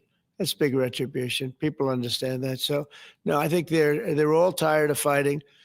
And this really gives the whole Middle East, this is beyond Gaza. Gaza is very important, but this is beyond Gaza. This is peace in the Middle East. And it is a beautiful thing. You know, it's a term that you and I have been hearing since we were very young, right? And now we have a chance of really having that. And as you know, most of the countries have passed all these resolutions. Every country is there. Iran came in. I was very happy to see that. I was very honored that Iran came in. They said they support it. Russia came in. President Putin, he supports it fully, very fully. So I was happy to see even countries that weren't necessarily involved in the process, they all support it. I don't know of anybody that does it. And I've never seen happier people than many of these places, not just Israel. Many of these places, they're all dancing in the streets. I've never seen anything like it. Mr. President, Yeah, go ahead, please, in the back. Thank you. What guarantee did you give Hamas to persuade them that Israel will restart? Okay, these are more geopolitical questions, not really market questions. Steve, first reaction to what Trump said. You're getting somewhat of a recovery here. Yeah, there's a reason why he did November 1st, because they weren't aware of this. Regardless if you believe him or not, he's going to try everything he can to get this worked out. The last thing he wants is to head into 2026 with a stagnant economy or a market that's down in his first year. Because if this actually does happen, it has the potential for the markets to be red for 2025. They don't want that for 2026. So I'm not worried. I think this is buying opportunity. And if it goes down for a little bit next week, so be it. I think if you zoom out, like I always say, give it a couple of weeks and let's see what happens. You can't make decisions based on one day. Roy, your thoughts on seeing all this green after this is incredible. No, this is. I didn't know if Trump would say something like that or not, but I knew that if he did, that this would be the reaction. It's kind of nice that we have the opportunity, other than with crypto, but to buy or make moves after. Now, there's a long time between now and November 1st, so it doesn't mean that we're completely out of the woods. If nothing else changes, likely this means we open up extremely green on Monday. I don't think we'll get back to all-time highs until things are actually resolved or they kick out the date, like 6 months or whatever it is. So, but no, there's a good reason for it. And one last thing here. Wasn't that long ago when the chairman of the Federal Reserve, who is unelected, what he said was most significant. I much prefer a scenario where the president of the United States, who is an elected official, is the one that has that kind of authority instead. Agree with that. Look at Bitmine. Dude, it went from 47 to 53. Yeah. That short report was the dumbest saying. Like, how can you be long Ethereum and short Bitmine? Like, come on. Robinhood back to 139, Rocket Lab. So it took Trump saying, well, we'll take a look. I mean, that's the extent of what he said. We'll take a look at it, right? I mean, that's basically, I mean, it was a 30-second response, and then they started talking about everything besides China. And that's it. That's all the markets needed. Well, also the fact that he said the reason that we made November 1st is because I'm going to be there. I'm planning on meeting with them. They're going to try to work something out. Amit, 3 words. What are the 3 words? I don't care. Exactly. I don't care. Of course, this can go the other way too, that, they're going to meet and then, we're not actually going to meet. We are going to meet. So get ready for some volatility. If you're an option seller, enjoy that. Good for Robinhood as long as the exchange stays open. It can be scary too. And this is a good time if you guys are not liking the whiplash, you're getting nauseous from the roller coaster, rethink the exposure that you have to high beta names, volatility, risk. Yeah, and look, I don't want to say we've recovered because S&P is still down 0.5%, but it was worse literally 5 minutes ago. Like objectively, everything was down much more than it is 5 minutes later, right? Did you know that Roy can light a match underwater? Roy, you can light a match underwater? Apparently. He's got superpowers. You didn't know this? Where are you going with this, Steve? What's your point? I was trying to make Roy laugh because I used to come up with all these Chuck Norris jokes about Roy. And I haven't done it in a while. Wait, what did you just say? Oh, never mind. You did not just say who is Chuck Norris. No. did you? I said I love Chuck Norris. No, you asked who Chuck Norris is. No, Oh my God. You're hearing things now, bro. I don't know what you're I'm not. We have this live. Chat. Did he say that who's Chuck Norris? I don't know what you're talking about. Chuck Norris was the Federal Reserve chairman a couple, like 2 decades ago. So Exactly.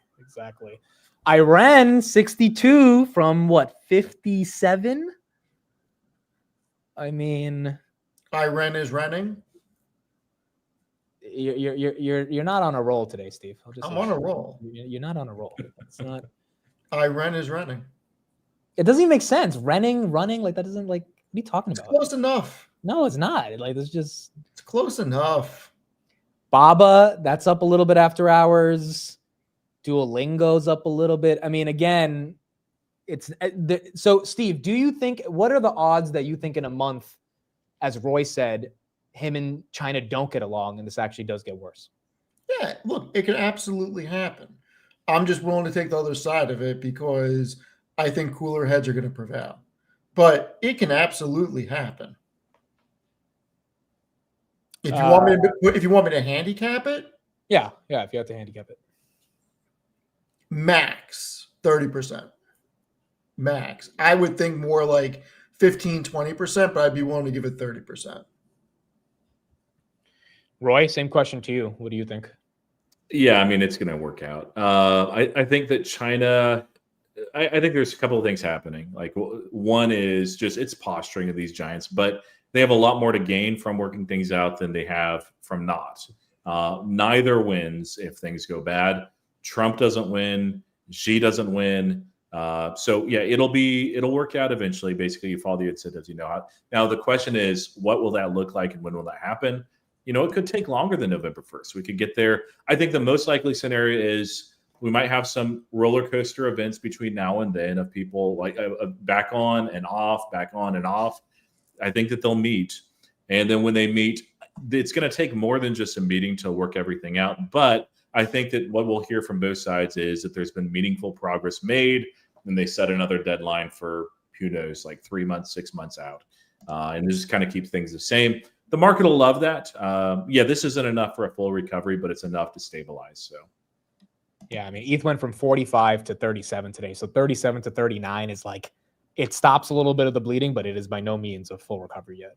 So that's fair. The fact that everything bounced is big because now people won't be freaking out over the weekend that it's going to open up 10% down on Monday. So that was important. It's a good point. I mean, dude, because 10 minutes ago, everyone probably was getting ready for Monday to just start selling more, right? Yeah, that's the tough thing about a longer weekend. Well, and thankfully, Columbus Day, the markets are not closed. If we had a 3-day weekend, no news, no change at all, that's probably a very red spike. But this probably very green if nothing else changes. That'll fade, I would guess, through the day. You never really know. But yeah, it's nice to see the recovery on a lot of these names, especially the broader index. All right, let's get back to Trump. By the way, guys, Roy's Twitter, if you are not following him, I'm putting in the chat, and also his YouTube. For those that don't know him, he is a very good friend of mine. Robinhood, SoFi, BM&R, Palantir. I mean, these are names he's been talking about for a long time. Palantir has been there since $6. And let's also say that Roy has some of the most level-headed, best analysis out there. Yeah. And so I would highly, highly recommend subscribing to him and checking out. Without a question. All right, back to Trump. Let's see. it's easy to work something out, but then sometimes it doesn't work from a practical standpoint. So certain little things, but for the most part, there's consensus. Yes. Do you intend to hash that out when you're in Egypt? I might. Yeah. I mean, I'll be there because I'll be going to. I think I'll go to Cairo. I think that's where we're going, as opposed to the place of the signing. And we have a lot of leaders from all over the world coming too. You know, they've been invited. And then I'm coming back. I believe it's Tuesday night for Charlie Kirk, a friend of mine, a friend of all of ours, a friend of a lot of the people right here. And we're giving him the Presidential Medal of Freedom, which is the highest honor you get outside of the Congressional Medal of Honor. One's military, one's civilian, but it's the greatest honor. And Erica's beautiful wife is going to be here, and a lot of people are going to be here. So, you know, it's not easy for me to get back. It's a very quick trip, but I'll be making 2 major stops, and then I'll be on the plane trying to get back in time for Charlie. They're going to have a great celebration at the White House in the East Room of the White House. Mr. President. Russell Vogt said the reductions in force have begun related to this shutdown. How many layoffs have you authorized for this first round, and from which agencies? And it'll be Democrat oriented because we figure, you know, they started this thing, so they should be Democrat oriented. It'll be a lot, and we'll announce the numbers over the next couple of days, but it'll be a lot of people, all because of the Democrats. I mean, they want to give $1.5 trillion to people that came into the country illegally. More important than that, because we all have a big heart. We want people to be taken care of, but you know, we have 0 people coming in. You know that, Glenn, right? That's a pretty impressive number, even for a successful governor. But we've had for the last 4 months 0 people coming in illegally. They're coming in, but they're coming in legally. They're coming in through a process that's really a really good process right now, because we want people to come in, but they have to come in legally. So what we're doing is as these different groups come due, we're going to make a determination. Do we want them a lot? And I must tell you, a lot of them happen to be Democrat oriented. These are people that the Democrats wanted that in many cases were not appropriate. We fought them at the time, and it was ultimately signed in. And some of these people, these are largely people that the Democrats want. Many of them will be fired. Yes, please, behind. The Nobel Peace Prize was announced this morning. Your thoughts? Which one? The Nobel Peace Prize. Your thoughts? Look, including a very big one, and I'm not sure, you know, when you say big, it's certainly, I think, to the mind of most, the most important deal ever made in terms of peace.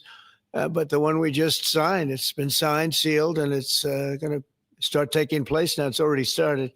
Monday is going to be a very big day when the hostages come back. But I made 8 deals, transactions of wars. One was 31 years going on. 10 million people were killed. One was 34 years. One was 36, 37.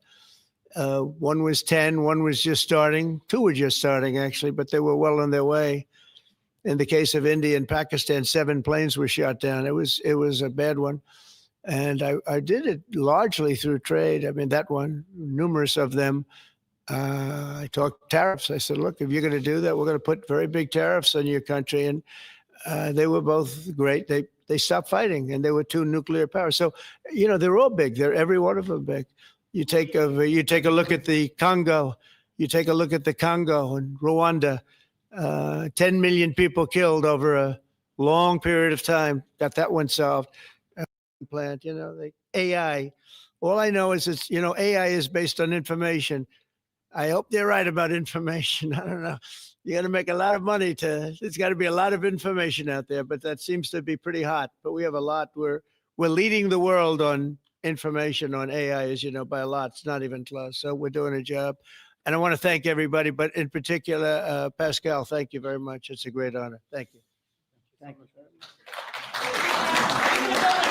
Thank you, everybody. Have a good time. Thank you, Brad. Thank you, Brad. What a Friday. What a Friday. Yeah, at least we got that stabilization at the after hours. That's nice. It is really nice to get a little bit of stabilization. So I guess Monday, the question is going to be, how do the markets interpret the 30 seconds of Trump saying, well, we'll see what happens, which is basically what he said to get the markets to calm down. No, let's see if anything comes out over the weekend. Yeah. He could send a tweet tonight. He could send one tomorrow. I mean, see what happens.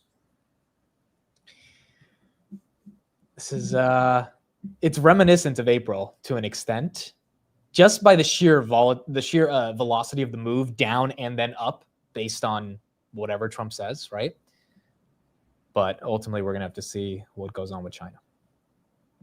Yeah, it's really nice though that we have such a recent parallel with April, so we kind of know what to expect. We know that that was a lot more of a serious thing. Yeah. Not that this isn't serious, but if we hadn't had that, I think, you know, the market and a lot of more people would be upset. But this is just, well, you know, it's not as bad as April. Not fun. I mean, nobody's like, yeah, I'm down 5% today. Awesome. But there's some opportunities if this continues to slide.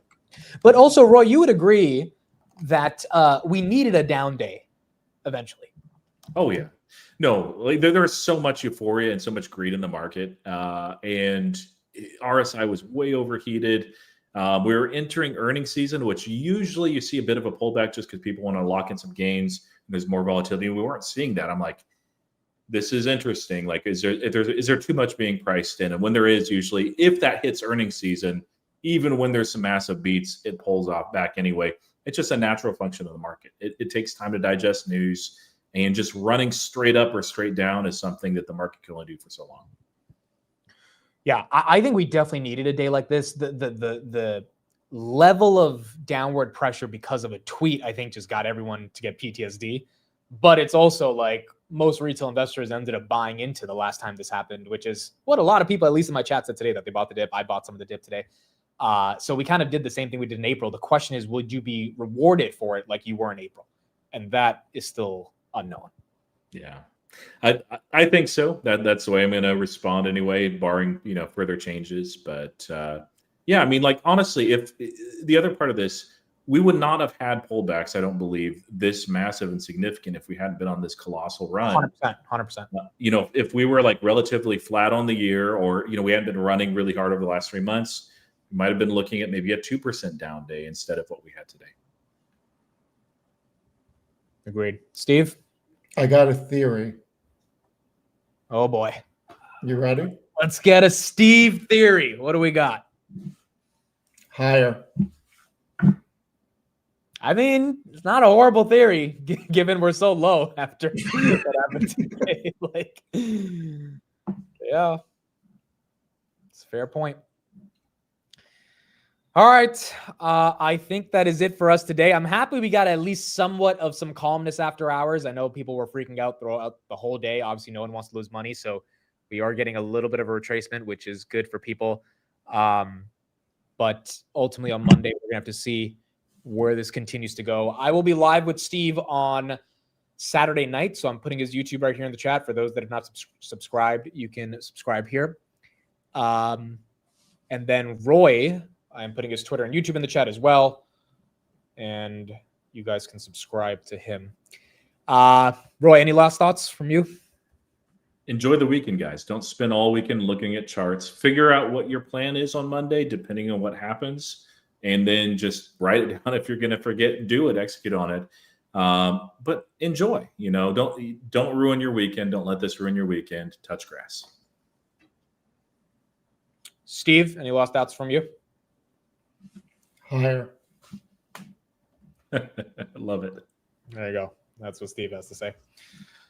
All right. Thank you, everybody. Appreciate it. We will. I'll be back on Sunday for the Sunday Night Future Show at 7:45. Steve and I will probably be live at like 9:30 tomorrow on his channel. That's linked right there. Roy's channel linked as well. I'll put them both in the description. And yeah, we'll get to enjoy a little bit of the weekend after this, but we'll see what happens going into next week as well. All right. Thank you, everybody. Appreciate it. We'll see you guys on Sunday. Later, everyone. Bye, everybody. Have a good one.